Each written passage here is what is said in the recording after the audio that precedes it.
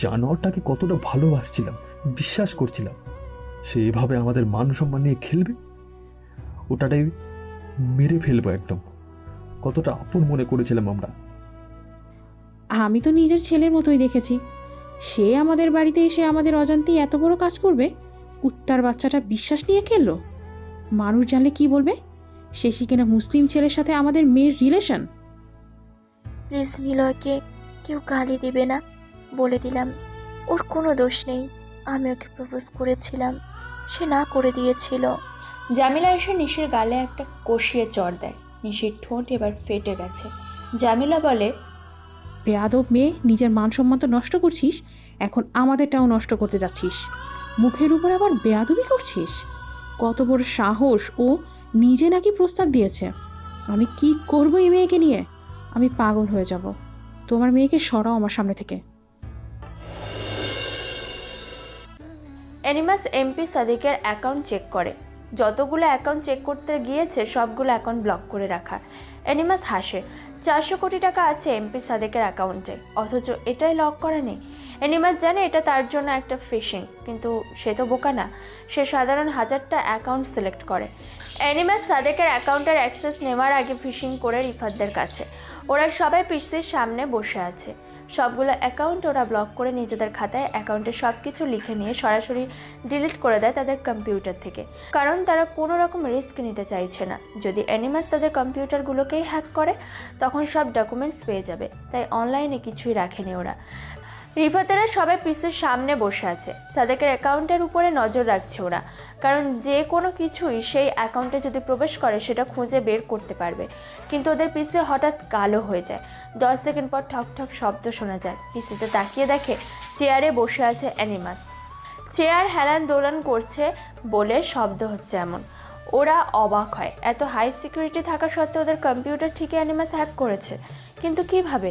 অ্যানিমাস শব্দ করে হাসলো। অ্যানিমাস বলে, তোমাদের দেখে লজ্জা হচ্ছে আমার, কারণ তোমরা নিজেরাই নিজেদের কর্ম করে খেতে পারতে, কিন্তু তোমরা কি করলে? নিজেদের বিবেক বিক্রি করে দিলে। ছি, তোমার লজ্জা হওয়া উচিত। তোমরা কিভাবে পারলে?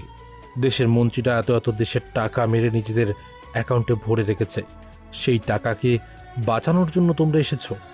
তোমাদের কি একটুও বিবেক নেই? ভাবো, সিম অপারেটরেরা আগে কলে কথা বললে কত টাকা কাটতো, এখন কত টাকা কাটে? দেশের যে এত দ্রব্যমূল্যের দাম কেন বেড়েছে, টাকার মান কমে কেন গিয়েছে? কারণ এইসব অ্যাকাউন্টে তো টাকা পড়ে আছে। তোমরা কি কখনো বুঝবে না? বিবেকের কাছে প্রশ্ন করো তো। তোমার প্রাপ্য টাকা যদি কেউ নিজে নিয়ে জমিয়ে রাখে, তুমি দেখলে তার কাজে আসছে না সেই টাকা, কিন্তু তোমার কাজে আসছো, অথচ সেই টাকা জমিয়ে রেখেছে অন্য কেউ। আর তুমি দুবেলা খাওয়ার জন্য দাঁড়ে দাঁড়ে চাকরি খুঁজছ, কাজ খুঁজছ, কিন্তু প্রয়োজনে কি পাচ্ছ? অথচ দেশের বিভিন্ন খাত থেকে ছোট বড় সব প্রকল্প থেকে কোটি কোটি টাকা মেরে টাকার পাহাড় জমিয়েছে দেশের নামকারী বড় বড় মন্ত্রীরা। তাদেরকে কি শাস্তি দেওয়া উচিত না? তোমাদের বিবেক কি বলে? তোমাদের 1 মিনিট ভাবার সময় দিলাম। ভাবো, নিজেকে বিবেকের আদালতে বসিয়ে একবার ভাবো, নিজেকে ক্ষমা করবে কিভাবে। অ্যানিমাস কথাগুলো বলে স্ক্রিন থেকে চলে যায়।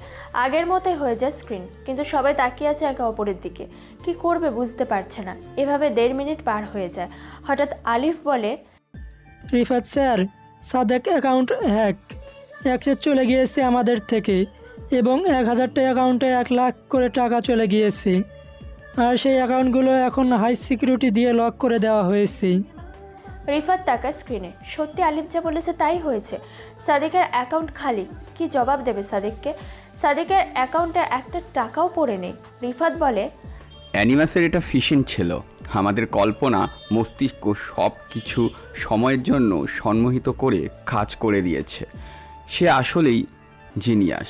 সে ডিভাইসগুলো অনলাইনে ফিশিংয়ের দ্বারা হ্যাক করার পাশাপাশি সরাসরি যে মানুষের মন মস্তিষ্কে প্রবেশ করতে পারে, সরাসরি ফিশিং করলো আমাদের কল্পনাতে এসে। হ্যাঁ স্যার, অ্যানিমাসকে আমরা কখনো ধরতে পারবো না। সে ভালো করেই জানে সব বড় অ্যাকাউন্টগুলো ব্লক করে রাখা। এই একটা অ্যাকাউন্টই বা কেন ওপেন করে আছে? নিশ্চয়ই এটা ট্রপ ছিল তার জন্য। কোন ডিভাইস থেকে অ্যাক্সেস নিত সেটা আমরা জানতে পারতাম, কিন্তু সে ঠিক আমাদের মনোযোগ নষ্ট করেছে। আমরা যদি গাছ নিয়ে ভাবি, সে গাছের ডাল পাতা নিয়ে ভেবে রেখেছে। আলিফের কথা শুনে রিফাত জোরে শ্বাস নেয়। কি করবে বুঝতে পারছে না। একদিকে অ্যানিমাসের বলা কথাগুলো রেস যেন রিফাত কাটাতেই পারছে না। অ্যানিমাস সত্য কথাই বলে গেছে। আরেকদিকে অ্যানিমাসের জিনিয়াস হ্যাকিং সিস্টেম। কি করবে সে? দল থেকে সবাইকে সরকার কর্তৃক নমিনেশন দেওয়া হচ্ছে। এমপি নির্বাচন হতে যাচ্ছে এবার, অর্থাৎ সংসদে আসন নির্বাচনের লড়াই। অনেকে অনেক জায়গা থেকে নমিনেশন পেয়েছে, কিন্তু পলাশ এবার নমিনেশন পায়নি।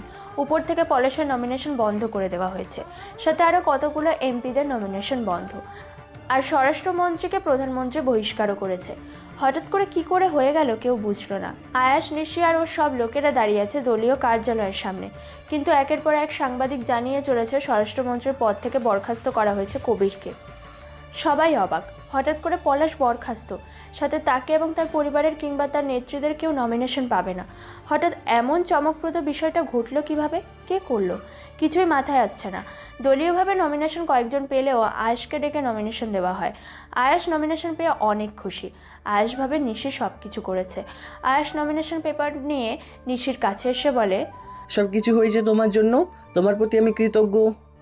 কিন্তু আঙ্কেল, আমি তো কিছুই করিনি। হঠাৎ করে এরা বরখাস্ত হলো কেন? কিছুই তো বুঝতে পারছি না। তার মানে তুমি বরখাস্ত বিষয়ে কিছুই করোনি?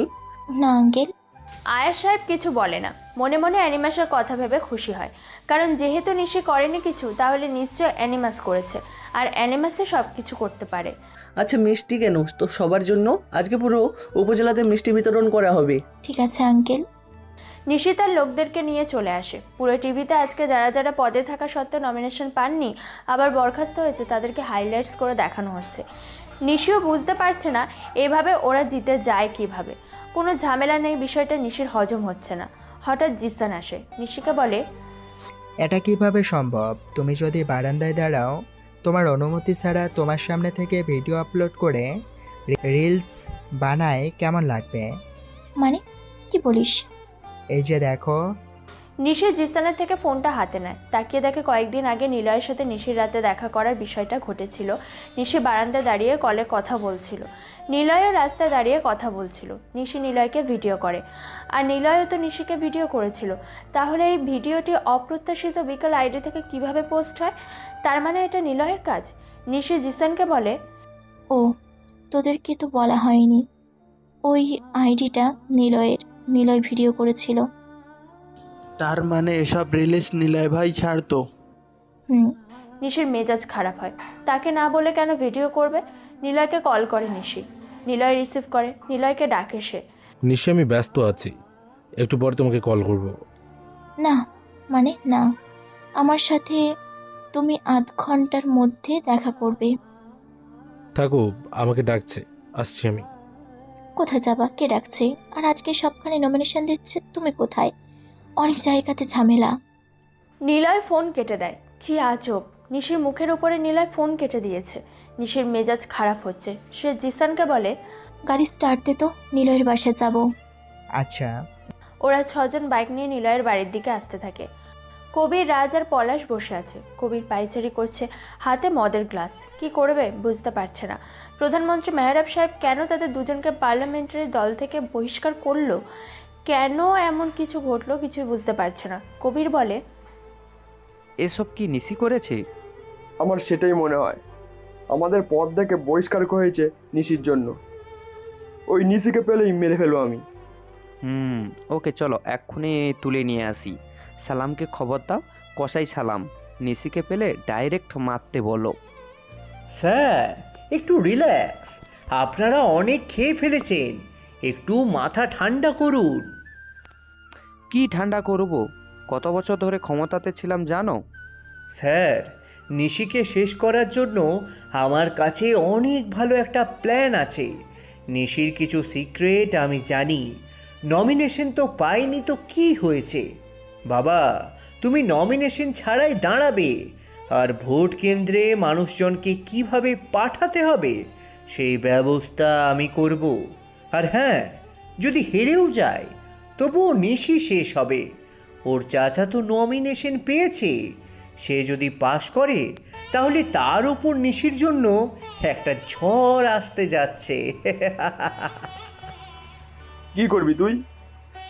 এখনই শালাদের তুলে আনি, ওদেরকে মারলে আমার শান্তি লাগবে। পলাশ, একটু থামো। তোমার ছেলে হলো একটা জিনিস, সে ঠান্ডা মাথায় সামলাচ্ছে। তুমি বেশি কথা বলো না, ও যেটা বলেছে সেটা করো। রেডি হয়ে নাও, নির্বাচন প্রচার শুরু করতে হবে। এই তো আঙ্কেল, আপনি বুদ্ধিমান, কিন্তু ড্যাডের মাথায় না গোবর নিয়ে থাকে। ওই কি বললি? রাজ চুপ হয়ে যায়। কবির আর রাজ দুজনে হাসতে থাকে। নিশি নিলয়ের বাড়ির সামনে আসে। দারোয়ান নিশিকে দেখে সম্মানার্থে দাঁড়ায়। নিশি বলে, কাকা, নিলয় 4 তলাতে থাকে না? নিলয়? অর্ক? হ্যাঁ। হ্যাঁ থাকে তো, কিন্তু ওরা তো বাড়িতে নেই মা। ওরা দুজন আজকে অনেক সকালে বের হয়েছে, একটা গাড়ি এসেছিল, সেই গাড়িতে করে ওরা দুজনে চলে যায়। গাড়ি কোন সময় হবে? তা প্রায় 7টার দিকে। ও আচ্ছা কাকা, ধন্যবাদ। নিশির আরও রাগ বাড়ে। নিলয় সকাল থেকে ফোন করেনি। জেরিনকে কল করে নিশি। হ্যাঁ আপু বলো। ওই অর্কের সাথে কথা আছে তোর? না আপু, কালকে রাতে বলেছিল, সারাদিন কখন কথা হবে জানি না। নীলয় ভাইয়া একটা কাজ দিয়েছে, সময় পেলে কথা বলবো। মানে আজকে সারাদিন বিজি থাকবে সে। কেন আপু, কি হয়েছে? না কিছু না। আচ্ছা অর্ক, ফোন করলে আমাকে জানাস তো। আচ্ছা আপু। নিশি সেখান থেকে চলে আসে। কি করবে সে বুঝতে পারছে না। আয়াস সাহেব নিশিকে ডাকে। মিষ্টির প্যাকেট নিয়ে বাড়ি বাড়ি বিতরণ করার দায়িত্ব দেয়। নিশির আর কাজ না থাকায় সেগুলোই করতে শুরু করে। আয়াস সাহেব নিজের অফিস রুমে বসে আছে। চেয়ারে হেলান দিয়ে আরাম করে বসে অ্যানিমাসের কথা ভাবতে থাকে। সময় পেরিয়ে বিকেল হয়। তিনি অফিস থেকে বেরই হননি। অ্যানিমাসের অপেক্ষা করছেন সে। অ্যানিমাসকে খুঁজছে সে অনেক আগেই জানিয়েছে। কখন আসবে আসবে করে দুপুর পেরিয়ে গেছে, কিন্তু অ্যানিমাসের কোনো খোঁজ নেই। হঠাৎ টুঙ্কোর একটা মেসেজ আসলো ফোনে। আয়াস সাহেব তাকিয়ে দেখে অ্যানিমাসের মেসেজ। হ্যালো মেয়ার আয়াস। অ্যানিমাস, আমি তোমার প্রতি অনেক কৃতজ্ঞ। তুমি অনেক ভালো কাজ করেছো। কি করলাম? এই যে স্বরাষ্ট্রমন্ত্রী কবির ও এমপি পলাশকে বরখাস্ত করার জন্য হেল্প করেছো। কিন্তু আমি তো কিছুই করিনি, আমি তো এই বিষয়ের মধ্যে ছিলামই না। তার মানে তুমি বরখাস্ত বিষয়ে কিছুই করনি? না, আমার কাজ হলো অন্যের টাকা মেরে যে বড়লোক হয়েছে, টাকার পাহাড় বানিয়েছে, তার টাকা সরিয়ে নেওয়া। এসব রাজনীতিতে আমি নেই। আয়াস সাহেব এবার অনেক অবাক হয়। নিশ্চয় কিছু করেনি, অ্যানিমাসও কিছু করেনি, তাহলে এসব কিছু করলোটাকে? আরও অনেক জেলাতে অনেক বড় বড় লোকেরা বরখাস্ত হয়ে গেছে, কিন্তু হুট করেই বা কেন বরখাস্ত হলো? কি ঘটছে, কেন ঘটছে? কেউ কিছুই বুঝতে পারছে না। তারপর নিশির সামনে দাঁড়িয়ে আছে নিলয়। নিশি ফোন বের করে আইডিটা দেখালো। নিলয় বলে, আইডিয়াটা আমার। আসলে তোমাকে অনেক আগে থেকেই ভালোবাসতাম, কিন্তু আমাকে বলনি কেন? সুযোগ হয়নি। আচ্ছা সরি। ওকে। আজকে সারাদিন কোথায় ছিলে? বাড়িতে গিয়েছিলাম। আমাকে বলে কেন চাওনি? সকাল সকাল তোমার জন্য গাড়ি পাঠিয়েছি। অর্কের মা বাবা ওরা বড় লোক আছে, সেজন্য ওর ছেলেকে নিতে পাঠিয়েছিল, সাথে আমিও গিয়েছিলাম। ও আচ্ছা ঠিক আছে। এখন থেকে কোথাও গেলে আমাকে বলে যাবে। আর 2-3 দিন পর নির্বাচন, আমি অনেক ব্যস্ত থাকবো। আচ্ছা সমস্যা নেই। এভাবে 2-1 দিন চলে যায়। আগামীকাল নির্বাচন। রাজ তার সব লোকদের জানিয়ে রেখেছে কালকে যেন কেউ ভোটের মাঠে না যায়। ওরা নিজেরাই ভোট দেবে। সবাই যে যার মতো করে কাজে নেমে পড়ে। নিশি তার অফিস অর্থাৎ কাশেম মামার ফুচকার দোকানের সামনে দাঁড়িয়ে। ওর সামনে 50 জন ছেলেপুলে দাঁড়িয়ে আছে। নিশি সবাইকে বলে, আমার জন্য একদিন কাজ করলে সেই একদিনের জন্য প্রত্যেকেই 20,000 করে টাকা দেওয়া হবে, সাথে থাকবে বিশেষ পুরস্কার। আমাদের এবার পাশ করতেই হবে। পলাশের কাজ থাকবে জনগণকে ভোট কেন্দ্রে না পাঠাতে, আর লোকেরা ভোট চুরি করে তাকে আবার নির্বাচিত করবে। আমাদের আরও ছেলের দরকার, আর যদি ওদের ছেলেরা সামনে পড়ে ডিরেক্ট অফার করবা তোমরা, আমার কাছে নিয়ে আসবে। তাদেরকেও টাকা দেব আমার হয়ে কাজ করলে। সবাই কাজে লেগে পড়ো। নিশির কথা মতো ওসব লোকেরা পুরো উপজেলার সব জায়গাতে ছড়িয়ে পড়ে। নিশির সামনে পলাশের যত লোক পড়েছে সবাইকে তার হয়ে কাজ করার অফার দেয়। অনেকে নিশির অফারে রাজি হয়ে তার জন্য কাজ করে। এলাকাবাসীদের ভোট কেন্দ্রে পাঠানোর দায়িত্ব নিশি নিজে নেয়। কোনো প্রকার ঝামেলা হবে না সেটার গ্যারান্টিও নিশি দেয়। থানা থেকে সব পুলিশদের কেন্দ্রে ছড়িয়ে যেতে বলে। নিশি তার প্ল্যান অনুসারে ওর লোকদের পুলিশের ড্রেস পরিয়ে কেন্দ্রের বাইরে অবস্থানও করতে বলে। পরের দিন নির্বাচন শুরু হয়। নিশি প্রায় 500 জন লোকেরা পুরো ইউনিয়নে ছড়িয়ে ছিটিয়ে যায়। নিশিও থেমে থাকে না, নিশির সাথে নিলয়ও থাকে। একসাথে সব কেন্দ্র ঘুরে ঘুরে দেখতে থাকে নিশি। লোকজনেরা যে বাধা দিচ্ছিল কেন্দ্রে আসতে, নিশি তাদের সব কটাকে উঠিয়ে নিয়ে যায়। 15 বছর পর দলে দলে মানুষ কেন্দ্রে প্রবেশ করে। সবাই মহাখুশিতে ভোট প্রদান করে। আর ভোটগুলো পড়ে আয়েশ সাহেবের কলস মার্কাতে। একদিকে নির্বাচন চলছে, অন্যদিকে রাজ সাধারণ জনগণদের উপর অত্যাচার চালাচ্ছে। তবে সেটা নিশির অজান্তেই, কিন্তু সেটা বেশিক্ষণ স্থায়ী থাকেনি। নিশি সেটাও বন্ধ করে দেয়। কবির, রাজ আর পলাশ বসে আছে। রাজ হাতে সিগারেট নিয়ে টেনে যাচ্ছে। কবির বুঝতে পারছে না হঠাৎ করে তাদের এই অধঃপতনের পেছনে কে দায়ী। কবির বলল, আমরা নির্বাচনের মাঠে লোকদের চাহিদাটা আটকাতে পারলাম না, এটা আমাদের জন্য চরম ব্যর্থতার বিষয়। কিভাবে আটকাবো স্যার? যেখানে আমাদের লোক যাচ্ছে তারা কমতে শুরু করে, নয়তো বা নিশির লোকেরা সেখানেই উপস্থিত হয়ে আমাদেরকে থামিয়ে দিচ্ছে। আর জনগণকে ভোট কেন্দ্রে গাড়িতে করে পাঠানোর ব্যবস্থা করেছে। এটা আটকানো কঠিন আমাদের জন্য। বোম মারতে মরুক সব এলাকার মানুষ। আঙ্কেল, আপনারা পদ থেকে বহিষ্কার হয়েছেন। এখনও যতটুকু বাঁচতে পারছেন সেভাবেই থাকুন। জেলের ভেতরে গেলে আপনাদেরও ছাড়বেও না। তাই বড় স্টেপ নিতে হলে ভাবতে হবে।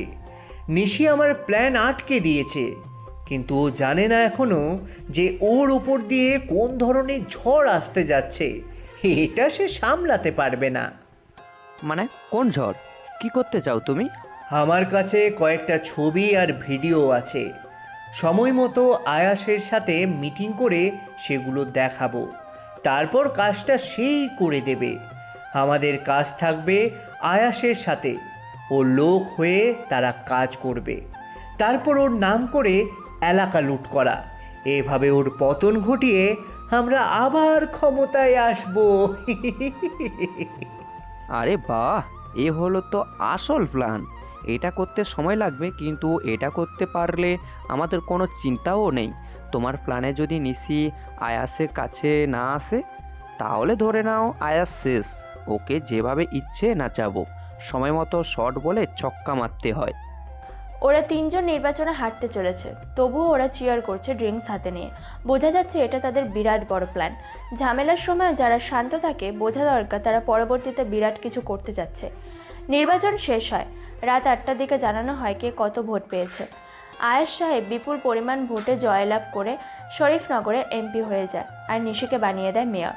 নিশি সোজা চেয়ারম্যান থেকে মেয়র হয়ে যায়। নিশি এখন চেয়ারম্যান সহ মেয়র হয়ে এলাকা পুরো নিজেদের হাতে নিয়ে রাখে। নিশি তার আঙ্কেলের থেকে অনেক কোটি টাকা আনে। তার লোকদের এক এক করে সেই টাকাগুলো প্রদান করে। নিশির সাথে কদিন কাজ করে ওরা এক একজন 50,000 টাকা করে পেয়েছে। কিন্তু আয়েশ সাহেব এত কোটি টাকা কোথায় পেল? নিশি বেশ রাতে বাড়িতে ফেরে। জামিলা নিশিকে ডাক দেয়। নিশি চুপি চুপি তার রুমে যাচ্ছিল, কিন্তু হঠাৎ ড্রয়িং রুমের আলো জ্বলে ওঠে। তাকিয়ে দেখে জামিলা বসে আছে। নিশিকে বলে, চেহারার কি হাল করেছিস একবার দেখেছিস? এই করেই কি জীবন পার করবি তুই? বিয়ে শাদী করা লাগবে না? রাজনীতি থেকে চলে আয় বলছি। এটা আমার পছন্দ না। বিয়ের বয়স পার হচ্ছে, তোর কি কোনো ভাবনা চিন্তা নেই? এই কদিন না খেয়ে চেহারার কি হাল করেছিস? বাড়িতে আজ 4 দিন হলো আসলি। কি সমস্যা? হ্যাঁ, চিন্তা হয় না? এসব বাদ, বিয়ের জন্য প্রস্তুত হ। মা, কি হলো তোমার? কেন এমন করো? তুমি না আমার সেরা মা। সরি, আর রাত করব না কখনো। যিশু প্রমিস। আচ্ছা ঠিক আছে, যা খাবার খাবি এখন। মা, ফুচকা বানাও না, ফুচকা খেতে ইচ্ছে করছে। পারবো না, রাতে এখন, কালকে। কিন্তু এখন তো ইচ্ছে করছে। যদি আমার কিছু হয় তখন কি করবা? মনে মনে বললাম না, ইস, মেয়েটা ফুচকা খেতে চাইছিল। একটা চড় দিব, যা কাশেম মামার দোকান থেকে খেয়ে আয়। সত্যি মা? আরে দাঁড়া, জেরিনকেও সাথে নে, রাত তো। আচ্ছা মা। ওই দাঁড়া, নিলয়কে কল করি, এসে নিয়ে যাক। আজকে নির্বাচন শেষ হলো, রাস্তাঘাটে কি না কি ঝামেলা হবে। কোনো রিস্ক নিতে চাচ্ছি না। রেডি হ, আমি কল করে নিলয়কে আসতে বলি। ঠিক আছে, ফ্রেশ হতে গেলাম। নিশি দৌড়ে চলে যায়। নিলয়ের কথা শুনে নিশি অনেক খুশি। তারপর জামিলা নিলয়কে কল করে। নিলয় রিসিভ করে। ওপাশ থেকে জামিলা বলে, নিলয়, তুমি কি ব্যস্ত আছো? না আন্টি, কিছু হয়েছে? আসলে এখন রাত 12টার বেশি বাজে। নিশের ইচ্ছে হয়েছে ফুচকা খাবে। একটু নিয়ে যাবা ওদের? বোঝো তো আজকে ইলেকশন ছিল, পথে যদি কিছু হয়। ওর আঙ্কেলের সাথে ছিল বলে চিন্তা হয় না। এখন তো ওর আঙ্কেল নেই, আসো একটু বাড়িতে। আচ্ছা আন্টি। আর তোমার ছোট ভাইকেও আনবে। আচ্ছা। নিলয় ফোন কেটে দেয়। অর্ককে রেডি হতে বলে। দুজনে বের হয়। বাড়ি থেকে বের হতে দেখতে পায় সেদিনের সেই লোক, মানে রাজীবকে দেখতে পায় নিলয়। নিলয় ফোনটা বের করে, অর্ককে মেসেজ করে, অর্ক, আমাদের পেছনে একটা লোক আছে, তাকাস না। আমি তোকে তাকাতে বললে দেখবি তখন। লোকটা আমাদের পিছু নেয় সব সময়। কে লোকটা? তাকাবো? আমি দাঁড়াচ্ছি। তুই সামনের রাস্তা থেকে ঘুরে ওই যে ঝালমুড়ির যে দোকানটা ক্রস করছি ওখানে এসে আমাকে মেসেজ করবি। আচ্ছা। নিলয় সামনে রাস্তার উপরে বসলো। লোকটা আড়ালে দাঁড়ায়। 1 মিনিটের ভিতরে অর্ক দোকানের সামনে এসে দাঁড়ালো। নিলয় উঠে দাঁড়ায়, হাঁটতে শুরু করে। নিলয় ফোনের সামনের ক্যামেরা অন করে দেখে পিছনে সেই লোকটা আসছে। নিলয় অর্ককে মেসেজ করে, দেখ, কালো শার্ট পরা একজন লোক, মাথায় ক্যাপ পরা আছে। এগিয়ে আয়, লোকটার কাছে আসবে একদম। আচ্ছা ভাইয়া। অর্ক দ্রুত পা ফেলে রাজীবের একদম পিছনে আসে। নিলয় দাঁড়ায়। নিলয় রাজীবের দিকে এগিয়ে যেতে থাকে। লোকটা দ্রুত চলে যাবে এমন সময় অর্ক রাজীবের পেটের নিচের দিকে জোরে একটা পাঞ্চ মারে। লোকটা পেটে হাত দিয়ে ধরে ও মাগো বলে মাটিতে বসে পড়ল। অর্ক আরেকটা মারতে যাবে, তখনই নিলয় বলে, থাম, এত জোরে পাঞ্চ করলি কেন? মরবে না। যে জায়গাতে মারছি সেখানে আমি এত ফোর্সে 10টা পাঞ্চ খেতে পারবো। আচ্ছা, কি করব এটারে বলতো? আর কয়েকটা দিই? না, এটারে ব্যবস্থা কর। এখন সময় নেই, পরে দেখব। ফোন আর ক্যামেরাটা নিয়ে রাখবি। বডিতে কোনো প্রকার ডিভাইস আছে কিনা চেক করবি। ঠিক আছে, জলদি আসবি। নিলয় এগিয়ে যেতে থাকে। রাজীব পেটে হাত দিয়ে ওদের কথা শুনতে থাকে আর কোকাচ্ছে। মুখ দিয়ে জোরে শব্দ বের করতে পারছে না। অর্ক পাঁচটা বেশ জোরেই দিয়েছে। নিলয় চলে যেতেই অর্ক বলে, বাবা তোমার গায়ে তো ভালোই শক্তি, এত জোরে ঘুষি কেউ মাটিতে পড়ে যায়? তুই তো বসে পড়লি, ওর ঢং করিস না, তো ঘুষি মেরে কিন্তু মেরে ফেলতে পারি। দেখে তোদেরকে মনে হয় না এভাবে মারতে পারিস। তোদের হাত শক্ত কেন এত? চুপ থাক। কতগুলো বালির বস্তা ছিনলাম, এটা তো তোর নরম পেট। অর্ক ফোন আর ক্যামেরাটা নিয়ে নেয়। তারপর সেখান থেকে চলে আসে। রাজীব অবাক হয়, এই ছেলে দুটো কি পাগল? তাকে ছেড়ে দিয়ে চলে গেছে। রাজীব দৌড়ে চলে যেতে থাকে। নিলয় আর অর্ক বাড়ির সামনে এসে দাঁড়ায়। জামিলাকে কল করে। জামিলা নিশিদের বলে, ওই নিলয় এসেছে, জলদি যাবি, দেরি করবি না কিন্তু। আচ্ছা মা, টাটা। নিশি, নিলয়, জেরিন আর অর্ক 4 জন একসাথে হাঁটতে থাকে। নিশি বলে, ওই শুনলাম সামনে তোমাদের রমজান মাস। রমজান মাসে কি সবাই না খেয়ে থাকে? দিনের আলো ফোটার আগে নির্ধারিত সময় খাবার খেতে হবে। তারপর সূর্য অস্তের পর নির্ধারিত সময়ে খাবার খেতে হবে। নামাজ পড়বা রোজ। আর আমাকে কোরআন পড়িয়ে শোনাবা। আচ্ছা, শোনাবো। বাইবেল পড়বা নিলয়? পড়েছি। পড়ছো? তাহলে তুমি খ্রিস্টান হয়ে যাও। যিশুর প্রতি ভালোবাসা চলে আসেনি তোমার? যিশু হলো আমাদের ঈসা। তিনি সৃষ্টিকর্তা নয়, বরং তাকেই সৃষ্টি করা হয়েছে পৃথিবীর মানুষের পথপ্রদর্শক হিসেবে। তাই যেখানে একমাত্র সৃষ্টিকর্তা আছে সেখানে সৃষ্টিকর্তার সৃষ্টিকে গড হিসেবে কিভাবে মানব বলো? তোমাদের ধর্ম কেমন অদ্ভুত, তাই না?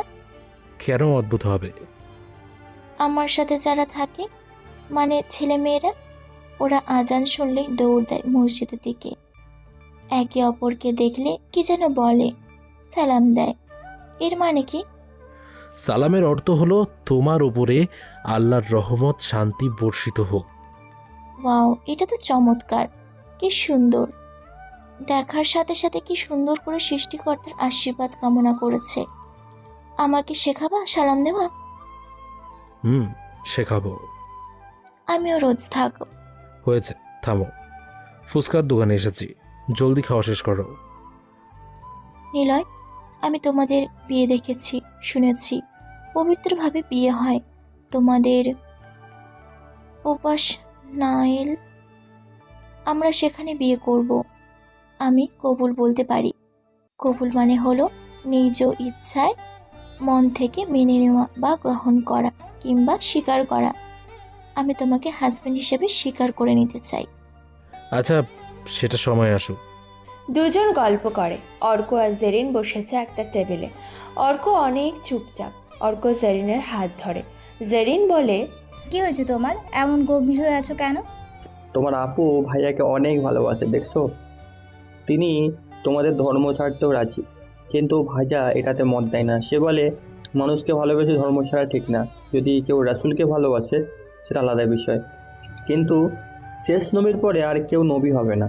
তাই অন্য মানুষকে সে ভালোবাসার বিচারে ধর্ম ত্যাগ করা ঠিক না, বরং ধর্ম জেনে বুঝে নিজের জ্ঞানে ত্যাগ করতে হবে।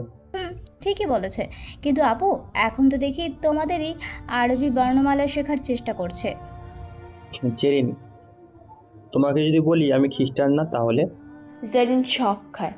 এক ঝটকাতে যেন দৃষ্টি স্থির হয়ে অর্ককে দেখছে। অর্ক জেরিনের হাত আরো শক্ত করে ধরে বলল, আমি জানি না তুমি আমাকে কতটা ভালোবাসো, কতটা আমাকে চাও, কিন্তু বিশ্বাস করো আমি তোমাকে অনেক ভালোবাসি। হ্যাঁ, আমি শুরুতে মিথ্যা বলছিলাম যে আমি তোমাদের ধরবেন, কিন্তু এটা আসলে আর বয়ে বেড়ানো ঠিক না। আমি হয়তো তোমাকে পাবো, বিশ্বাস করি, তবুও তোমাকে সত্য বলে পেতে চাই, মিথ্যা আর না। আমি মুসলিম, কিন্তু আমি তোমাকে অনেক বেশি ভালোবাসি জেরিন, বিশ্বাস করো, অনেক বেশি। জেরিন অর্কের থেকে হাত ছাড়িয়ে নেয়। ওর চোখ দিয়ে পানি পড়তে শুরু করে। রাগে ওর সারা মুখ লাল হয়ে গেছে। নিজেকে কিছুতেই মানাতে পারছে না। অর্ক কেন তাকে মিথ্যে বলল? সে তো সবটা দিয়ে অর্ককে ভালোবাসছিল। তাহলে অর্ক কেন শুরুতে সত্যি বলেনি? কেন এতদিন লুকিয়েছে? অর্ক বলে, আমি জানি আমাকে তোমার এখন ভালো লাগছে না। তোমাকে আমি বলিনি আমি খ্রিস্টান, জাস্ট নাম বলেছিলাম। মনে করে দেখো, তোমার প্রশ্নগুলো এড়িয়ে গিয়েছি। নিজ থেকে তো বলিনি আমি তোমার ধর্মে। যাই হোক, মাফ করে দাও। তোমার অপেক্ষাতে থাকবো, জোর করবো না তোমাকে। যদি কখনো মনে হয় পারবে থাকতে, মানে নিতে পারবে, তবে চলে এসো, আমি আছি, ভাইয়া আছে, সব সামনে নিতে পারবো। আর আমার পরিবারের কথা ভাববে তো, সেটা আমাদের উপর ছেড়ে দাও, তুমি নিজের কথা ভাবিও। ওরা আর কোনো কথা বলে না। রাতে ফুচকা খেয়ে ওদেরকে বাসায় পৌঁছে দেয় দুজন। অর্ক চুপচাপ থাকে। নিলয় কোনো প্রশ্ন করে না। অর্ক নিজেকে সামলাতে পারে। বেশি সমস্যা হলে নিলয়কে সে নিজে থেকেই বলবে। আজকে প্রধানমন্ত্রীর একটা ভাষণ হবে। মাঠ ভর্তি অনেক লোক। সেই মাঠের এক প্রান্তে বড় একটা লাইভ স্ক্রিন রাখা হয়েছে, যেটা ক্রিকেট মাঠে খেলা চলাকালীন থাকে। স্টেজে ভাষণ দেয় প্রধানমন্ত্রী মেহরাব সাহেব। তিনি বলেন, গত এমপি নির্বাচনের পর আমরা আবার জয়লাভ করেছি। কিছু মানুষদের আমি দল থেকে বহিষ্কার করছি। এর কারণ হয়তো আপনারা বুঝতে পারছেন, কারণ তারা সরকারের জনগণের টাকা মেরে বিশাল সম্পত্তির মালিক হয়েছে। পুলিশের ডিআইজি, স্বরাষ্ট্রমন্ত্রী, এমপি, দুদক কমিশনার, সিআইডি প্রধান, এই 5 জন বিশেষভাবে উল্লেখযোগ্য। আরও কয়েকজনকে বরখাস্ত করেছি। তাদের বিরুদ্ধে অনেক প্রমাণ আমি সরাসরি পেয়েছি। এটা সিক্রেট। আদালতে পেশ করে তাদেরকে আইনের আওতায় আনা হবে। দুর্নীতি করে কেউ এদেশে বাঁচতে পারবে না। দেশটা আমাদের সবার, তাই দেশকে ধ্বংসের হাত থেকে আমাদেরকেই বাঁচাতে হবে। মেহরাব সাহেব তার ভাষণ শেষ করে স্টেজ থেকে যখন নামতে যাচ্ছিল, ঠিক তখনই সে বিগ স্ক্রিনে অ্যানিমাসের আবির্ভাব ঘটে। অ্যানিমাসকে দেখে সবাই চিৎকার করে ওঠে। হিরো হিরো বলে স্লোগান দিতে থাকে অ্যানিমাস। সমস্ত টিভি চ্যানেলে অ্যানিমাস আবার লাইভে চলে আসে। জাতির উদ্দেশ্যে অ্যানিমাস বলে, প্রধানমন্ত্রীর অ্যাকাউন্ট চেক করেছি, তিনি কম টাকার মালিক। হয়তো তিনি আছে বলেই পুরো দেশ এখনও টিকে আছে। না হলে পারমাণবিক নিউক্লিয়াস বোমা দিয়ে পুরো দেশ আমি ধ্বংস করে দিতে পারি। কোথা থেকে এই বোমাটা আসছে কেউ আন্দাজ করতেও পারবে না। আবার আমি সেটা ধ্বংস করতে পারি, কিন্তু এটা করব না। আমার এখনও কিছুটা কাজ বাকি। আমাকে আটকাতে গোটা দেশ এক হলেও আমাকে আটকানো যাবে না। আমি হলাম ছায়ার মতো, ছায়া যেমন মোছা যাবে না, আমিও এমন। তবে আমি যদি নিজ থেকে চলে যাই তাহলে সেটা আলাদা বিষয়। আমি এবার সংসদের প্রধান বিচারপতি তানভীর খানের আইডি আর তার ড্রাগস বিজনেসের সব নেটওয়ার্ক ব্যাংক অ্যাকাউন্ট হ্যাক করতে যাচ্ছি। তার সিক্রেট হলো পাশের দেশ ইন্ডিয়ার মুখ্যমন্ত্রী লাল সিংয়ের সাথে ড্রাগস বিজনেস করে। বর্ডার এরিয়ার বিজিবি কমিশনার সোহেল তার আন্ডারে কাজ করে। ওদের অ্যাকাউন্টে আছে 10,000 কোটি টাকা। ফারাদ সাহেব, আপনি আপনার হ্যাকার টিমকে বলুন আমাকে আটকাতে। দেখি ওরা কতটা দক্ষ নাকি আমি কতটা হিংস্র। অ্যানিমাস কথাগুলো বলে স্ক্রিন থেকে সরে যায়। সব মিডিয়া এখন তানভীরের পিছনে ছুটে যাচ্ছে। এই অ্যানিমাস দেশের সব বড় মন্ত্রীদের জন্য হুমকি স্বরূপ। এত কিছু ফাঁস করে দিলে সমস্যা, কেউ শান্তিমতো বাঁচতে পারবে না। ক্ষমতায় এসে যদি ঠিকভাবে নিজেকে গোছাতে না পারে তাহলে সেই ক্ষমতা দিয়ে কি করব? অ্যানিমাসকে কি আটকানোর কোনো চান্সই নেই? কেউ কি পারবে না? সে আসলে চাইছেটা কি? ফারাদ তানভীরকে নিয়ে সিক্রেট জায়গাতে আসে। এখানে আরও অ্যানিমাসের দ্বারা শিকার হওয়া মন্ত্রীরা আছে। তারা একসাথে বসেছে আবার। কি করব স্যার? এই অ্যানিমাস তো পুরো জ্বালিয়ে খেলো। ও কি চায় সেটা আগে জানতে হবে আমাদের, তাহলে সেটা ওকে দেব। আমি হ্যাকার টিম হায়ার করেছি, ওরা তাকে আটকানোর চেষ্টা করছে। আচ্ছা, ওকে আমরা আমাদের কাছে রাখার অফার করি? গাধা, যে ইচ্ছা করলে হাজার হাজার কোটি টাকা নিজের কাছে রাখতে পারে, তাহলে সে কেন তোমার হয়ে কাজ করবে? তাহলে সে টাকা হ্যাক করে কোন অ্যাকাউন্টে রেখেছে, সেই অ্যাকাউন্টের মালিককে ধরে আনি, তারপর বোঝা যাবে সে কে। দূর, সবাই এত বোকা কেন? সে জানে এইসব টাকা যদি একটা অ্যাকাউন্টে রাখে সে ধরা পড়বে। সে গরিবের রবিনহুড। আমাদের টাকা হ্যাক করে ওইসব অ্যাকাউন্টে সেন্ড করছে, যেসব অ্যাকাউন্টে 10,000-এর নিচে রাখা আছে। এমন হাজার হাজার অ্যাকাউন্ট রয়েছে যে দেশে, কার রেখে কার ধরবা? কপাল হলো যে আমার নিয়ে যা অভিযোগ ছিল তা প্রমাণ হয়নি। সেটা হলেও আমি বহিষ্কার হয়ে জেলে থাকতাম। অ্যানিমাসের কথা মেহরাব সাহেব বিশ্বাস করেনি। ফারাদের কথা শুনে সবাই আশাহত হয়। তাকে কি কোনোভাবে আটকানো যায় না? যদি যায় তবে সেটা কিভাবে? দেখতে দেখতে আরও কিছুদিন চলে যায়। রমজান মাস আসে। আজকে রাতে সেহরি খেতে হবে। 4টার একটু আগে নিলয়ের ফোন বেজে ওঠে। 2-3 বার বাজার পর নিলয় রিসিভ করে। হ্যালো হ্যালো, ওই ছেলে কি করো? তুমি এই সময় কল? তোমাকে ঘুমাতে বলেছিলাম। গাধা, ঘুমিয়েছি তো, উঠলাম আবার। উঠে সেহরি করতে হবে, 50 মিনিট বাকি আছে। যা উঠে ফ্রেশ হয়ে খাবার রেডি করো। আচ্ছা, ঘুমাও তাহলে। এই না না, ঘুমাবো না, আমিও রোজা রাখবো। আমি সব কিছু এখন পারি, মাথায় কাপড় দিতে পারি, দেখবা? নিশির সাথে সাথে মাথায় সুন্দর করে ওড়না দিয়ে পিকচার তুলে নিলয়ের কাছে পাঠিয়ে দেয়। নিশিকে দেখে নিলয় হাসলো। কি কিউট লাগছে মেয়েটাকে, পুরোই যেন বিড়ালের বাচ্চা একটা। নিলয় বলে, তুমি তাহলে মুসলিম হয়ে যাবা? হব। আমি অনেক সূরা দোয়া পারি, কালেমাও পারি, কোরআন পড়েছি, বাংলা অনুবাদ। যতবার পড়েছি ততবার কেমন যেন কেঁপে কেঁপে উঠেছি। খালি পড়তেই মন চায়, থামতে ইচ্ছে করে। সব পড়া শেষ। তবে বিশেষ বিষয় কি জানো? তোমাদের ধর্মে সবচাইতে বেশি নারীদের সম্মান দেওয়ার বিষয়টা এসেছে। আমি পোশাকেও পরিবর্তন করে ফেলবো। আচ্ছা, পাগলি একটা। তাহলে ওঠো, সেহরি করো। হ্যাঁ, নামাজ পড়া শেখাবা কবে? ইউটিউব দেখে শিখবা। আচ্ছা, যাই রান্নাঘর থেকে চুপি চুপি কিছু খাই। নিশি ফোন কেটে দিল। নিলয় হাসে, অর্ককে ডাকে। অর্ক ফোন হাতে নিয়ে মেসেজ কল লিস্ট চেক করে। জেরিনের কোনো খোঁজ নেই। 10 দিন হয়ে গেছে জেরিনের সাথে কথা হয়নি। অর্ক ফোনটা রেখে উঠে পড়ে। নিলয় খাবার রেডি করছে। তখনই নিশির মেসেজ। হলো খাওয়া? না, রেডি করছি। আমার শেষ। এত জলদি? কি খেলে? রুটি, কলা, কেক, পাস্তা। ভারী খাবার খেতে হয়, এগুলো হালকা খাবার। 10 ঘন্টার বেশি রোজা থাকতে হয়, পারবে না থাকতে। আচ্ছা সমস্যা নেই, ভেঙে ফেলেও। না না, পারবো আমি, পারতেই হবে। তোমার জন্য, গডের জন্য, সরি আল্লাহর জন্য। হায় রে পাগল, কি কি যে করবা। আচ্ছা থাকো এখন, যা ইচ্ছে করো, তবে অসুস্থ হয়ে পড়ো না, পানি খাও বেশি করে। আচ্ছা, অপেক্ষা করছি। অর্ক আর নিলয় খাবার খায়।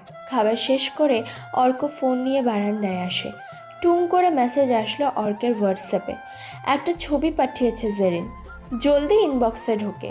ছবিতে চিপস, পাস্তা, কেক, বার্গার দেখে। নিচে লেখা, এগুলো খেয়ে রোজা রাখা যাবে? মানে আগে বলো। পানি খেয়ে রোজা রাখা যায়। অপেক্ষা করো, আসছি। অর্ক দৌড়ে রুমে আসে। নিলয়কে জড়িয়ে ধরে বলে, ভাইয়া সব কিছুর বিনিময়ে আমি জেরিনকে চাই, প্লিজ ভাইয়া, জেরিনকে আমার করে দাও, আমি সারা জীবন তোমার গোলামি করব। নিলয় অর্কের ফোনের দিকে তাকায়। মুচকি হেসে অর্কের মাথায় হাত বুলিয়ে দেয়, তবে জোরে একটা শ্বাস ছাড়ে। এখন ওর অনেক কিছু করতে হবে। শেহরির শেষ। দূর থেকে আজানের ধ্বনি শুনতে পায় নিশি ও জেরিন। নিশিদের আশেপাশে কোনো মসজিদ নেই। দমকা বাতাসে হালকাভাবে আজানের ধ্বনি আসতে থাকে নিশির কানে। সে দৌড়ে বারান্দায় যায়। সেখান থেকে কান পাতলে বেশ ভালোভাবেই আজানের ধ্বনি শুনতে পাচ্ছে সে। নিশির বেশ ভালো লাগছে। সে হাসে। একটা অচেনা প্রশান্তি বয়ে যায় নিশির সারা গায়ে। সে ফোন হাতে নিয়ে নিলয়কে কল করলো। ওই টিচার, আজান শেষ তাই না? যাও নামাজে যাও। মসজিদে কি পড়ো নাকি বাসায়? দেরি আছে নামাজের। তুমি ঠিকমতো পানি খেয়েছো তো? আর রোজা থেকে বাহিরে বের হবা না, অনেক পিপাসা লাগবে কিন্তু। তাহলে তোমার সাথে দেখা করব কিভাবে? আমার তো তোমার সাথে দেখা করতে হবে। পড়াতে তো আসবই, তখন না হয় দেখা হবে। কিন্তু সেটা তো একটু সময়ের জন্য। রোজা থাকলে দেখা করতে নেই বেশি, কথাও কম বলতে হয়, তসবিহ পাঠ করতে হয়। তুমি যদি আল্লাহর 99 নাম মুখস্থ করতে পারো অর্থ সহ, তবে তবে সেদিন আমাদের বিয়ে, রাজি? কি? হ্যাঁ বা না বলো। আচ্ছা ঠিক আছে, আগে ঠিকভাবে উচ্চারণ সহ বানানো নামের অর্থ যদি কমপ্লিট করতে পারো তাহলে ডান। ওই মিস্টার টিচার, রেডি হন বিয়ের জন্য। আচ্ছা এখন যাও নামাজে, আমি পড়তে বসবো। নিলয় ফোন কেটে দেয়। জেরিন আর অর্ক তখনও কথা বলছে। জেরিন বলে, সব কিন্তু তোমার উপর। কিভাবে তুমি আমাকে নিয়ে যাবে, তোমার কাছে রাখবে, সবটা তোমার ব্যাপার। আমি কিছুই করতে পারবো না, কারণ আমার কথা কেউ শুনবে না। আর যদি তুমি আমাকে গ্রহণ না করো, যদি অন্য জায়গাতে বিয়ের ব্যবস্থা করো, তাহলে সেদিনই আমার লাশটা দেখতে আসবে, ঠিক আছে? চিন্তা করো না, আমি যতবার ভাইয়ার কাছে কিছু চেয়েছি সেটা আমার গায়ে ঠিক সময় চলে এসেছে। তো নিশ্চিত থাকো, তুমি আমার হচ্ছ। আচ্ছা যাও, এখন নামাজ পড়তে যাও। আমি নামাজ পড়া শিখছি আপুর থেকে। আচ্ছা আচ্ছা। জেরিন ফোন কেটে দেয়। অর্ক নিলয়ের কাছে আসে। নিলয় পাঞ্জাবি পরছিল। অর্ক এসে বলে, ওই ভাইরা ভাই। কি? না মানে বড় ভাই, মানে ভাইয়া। যেদিন কেমন লাগবে কিন্তু। জেরিন কি কোনো প্রোডাক্ট নাকি রে? চাইলে তোর এনে দেবো। কি বলো, কান্না করবে তো। চুপ থাক। ওই লোকটার কি খবর? ও হলো রাজের লোক, এমপি পলাশের ছেলে, রাজের চামচা। ভালো তো, চল মসজিদে। আর আমার পিসিতে না বলে হাত দিবি না। আমারও পিসি আছে। দুজন রেডি হয়ে মসজিদের দিকে যাবে এমন সময় নিলয়ের ফোন বেজে ওঠে। নিলয় বলে, এই অসময়ে আবার কে ফোন করলো? নিলয় ফোনটা হাতে নেয়। স্ক্রিনের দিকে তাকিয়ে বলতে থাকে কিছু সময়। অর্ককে বলে, নিচে নামতে থাক। অর্ক চলে যায় রুম থেকে। নিলয় ফোনটা রিসিভ করে, তারপর বলে, হয়ে যাবে, আপনাকে যা বলেছি সেটা করুন। আমি যা একবার বলি সেটা হবেই, নিশ্চিত থাকেন। নামাজে যাচ্ছি। নিলয় ফোন কেটে দেয়, তারপর দৌড়ে নিচে চলে আসে। অর্ক দাঁড়িয়েছিল, ওর সাথে করে বের হয়। গেটে দারোয়ান চাচার সাথে দেখা হয়। নিলয় বলে, চাচা সেহরি গিয়েছেন? হ্যাঁ বাবা, তবে ডাল ভাত খেয়েছি। এই বাড়ির মালিক তো 3 মাস হইল বেতন দেয় না। ও আচ্ছা, চিন্তা নেই, বাজার পাঠিয়ে দেবো। ডিনার করবেন ভালোভাবে। চলেন নামাজে যাই, দেরি হয়ে যাচ্ছে। আগাও, আসছি। নিলয় আর অর্ক এগিয়ে যায়। দারোয়ান চাচা মনে মনে বলে, কি ভালো ছেলে এই দুটো, কত খেয়াল রাখে সবার। রাজীব আসে রাজের কাছে। রাজীবের মুখ দিয়ে রক্ত পড়ছে। রাজ বলে, কিরে, তোরে এভাবে মারছে কে? ওই যে নিশির বয়ফ্রেন্ড, ওর পিছু নিচ্ছিলাম, তারপর ও ধরে আমাকে মারছে। শালা অনেক চিজ। ওর একটা ছোট ভাইও আছে। আমার মনে হচ্ছে ওরা সিম্পলের ভিতর বিশেষ কিছু। পুলিশের পিটাইনতেও এতটা ফোর্স থাকে না, ওদের মধ্যে কিছু একটা আছে স্যার। শালাদের তুলে এনে মারতে পারলে মনে শান্তি মিলত। Wow, good idea. এটা তো মাথায় আসেনি। ওই ছেলে, দুইটারে তুলে আনার ব্যবস্থা করছি। তারপর নিশিকে খবর দিতে হবে। নিশি আসবে, তারপর ওদের সেখানেই মেরে ফেলবো। এটাই হবে। ওই ছেলে দুটোরে আমি মারবো, আপনি নিশিকে মারবেন। এই নে টাকা, যা ডাক্তার দেখা। রাজীব চলে যায়। রাজ তার লোকদের ফোন করে ডাকে, প্ল্যান বলে দেয়। সুযোগ বুঝে ওই দুটো ছেলেদের তুলে নিয়ে যেতে হবে। এদিকে রিফাত আর তার হ্যাকার টিম এখন ফরাদের থেকে বের হতে পারছে না, কারণ তারা বুঝেছে সব মন্ত্রীরা কালো টাকার পাহাড় জমিয়ে সেসব টাকা সেভ করার জন্যই তাদেরকে ব্যবহার করেছে। ওদের থেকে নিজেদেরকে ছাড়াতে পারছে না। এর কারণ সাদেকের সেই টাকা। ওদের প্ল্যান অনুসারে সাদেকের অ্যাকাউন্ট ওপেন রাখা হয়েছিল। সেই টাকাটা এনিমাস হ্যাক করে নিয়ে গেছে। সেসবের পরে রিফাত ফরাদকে বলেছিল, স্যার আমরা এখান থেকে যেতে চাই, আমাদের এই চাকরি লাগবে না, আমরা নিজেদের মতন থাকতে চাই, প্লিজ স্যার আমাদের যেতে দিন। ওহ, এখন তো সেটা হবে না, কারণ এখন তোমরা অনেক কিছুই জেনে ফেলেছ। এসব ইনফরমেশন বাইরে গেলে আমাদের জেলে যেতে হবে, সেটা তো হতে দেওয়া যাবে না। আর তাছাড়া তোমাদের উপর তো কেস করা হবে, কারণ তোমরাই সাদেকের টাকা সরানোর বিষয়টা জানো। পুলিশকে বলবো অ্যানিম্যাসকে তোমরা সাহায্য করো, তাই চুপচাপ কাজ করো। কীভাবে অ্যানিম্যাসকে ধ্বংস করা যায় সেটা ভাবো। যতদিন না অ্যানিম্যাস শেষ না হচ্ছে তোমাদের এখান থেকে মুক্তি নেই। Good bye. ফরাদ চলে যায় সেখান থেকে। রিফাত আর তার টিম ভালোভাবেই এখানে ফেঁসে গিয়েছে, কি করবে বুঝতে পারছে না। আলিফ বলে, স্যার আমরা এনিমাসের থেকে হেল্প নিলে কেমন হবে? কিন্তু সে কিভাবে আমাদের হেল্প করবে, আর কিভাবেই বা আমরা হেল্প নিব? তার না আছে কোনো মেইল অ্যাড্রেস, না আছে কোনো নাম্বার বা অ্যাকাউন্ট। কিভাবে তাকে জানাবো যে আমাদের হেল্প লাগবে? আর তাছাড়াও আমাদের সে কেনই বা হেল্প করবে? করবে ওই যে সিসি ক্যামেরা, আমরা এটার সিকিউরিটি ডিলিট করে দিব। এনিমাস সেটা সহজে হ্যাক করবে। আমরা হেল্প চাইবো তার কাছে। ওকে, লেটস গো। রিফাতেরা ওদের অফিসের সব হাই সিকিউরিটি নর্মাল করে দেয়, যেন অ্যানিমাস দ্রুত ওদের সিসি ক্যামেরা হ্যাক করে, আর তারা যেন অ্যানিমাসের থেকে হেল্প নেয়। এছাড়া ওদের আর কিছুই করার নেই। অ্যানিমাস কোথায়? অ্যানিমাস হাসে, কারণ রিফাতেরা যা করছে সেটা অনেক আগেই অ্যানিমাস জানে। অ্যানিমাস ওদের সেট আপ রুমের সব কিছুই আগে থেকে হ্যাক করে নিজের কাছে নিয়েছে। ওদের হেল্পের বিষয়টা দেখে অ্যানিমাস হাসতে থাকে। নিশি সকালে বাসা থেকে বের হয়েছে, ফুচকার দোকানে এসে বসেছে। নিশি দোকানটার পাশেই বিশাল অফিস বানিয়ে ফেলেছে। এখানে ওর সব লোকজনেরা আসা যাওয়া করে। নিশি দোকানে এসছে মাত্র, দোকানে পর্দা টাঙানো। নিশি বলে, মামা পর্দা কেন? মা, রোজার মাস চলে তো, কিছু মানুষ আছে রোজা রাখে না, এসে খায়। অন্যরা দেখলে যদি রোজা হালকা হয়, সেজন্য পর্দা দিয়ে রাখছি। ও আচ্ছা, জিশান তোরা কি রোজা আছিস? হ্যাঁ।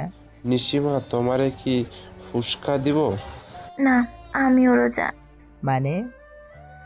না মানে আমিও রোজাদারদের রোজা হালকা করতে চাই না। আমার সাথে তো সবাই রোজা আছে, ওদের সামনে খেলে কেমন লাগবে? আচ্ছা। ওই রোজা থেকে কি পানি খাওয়া যায়? পাগল হয়ে গেছো?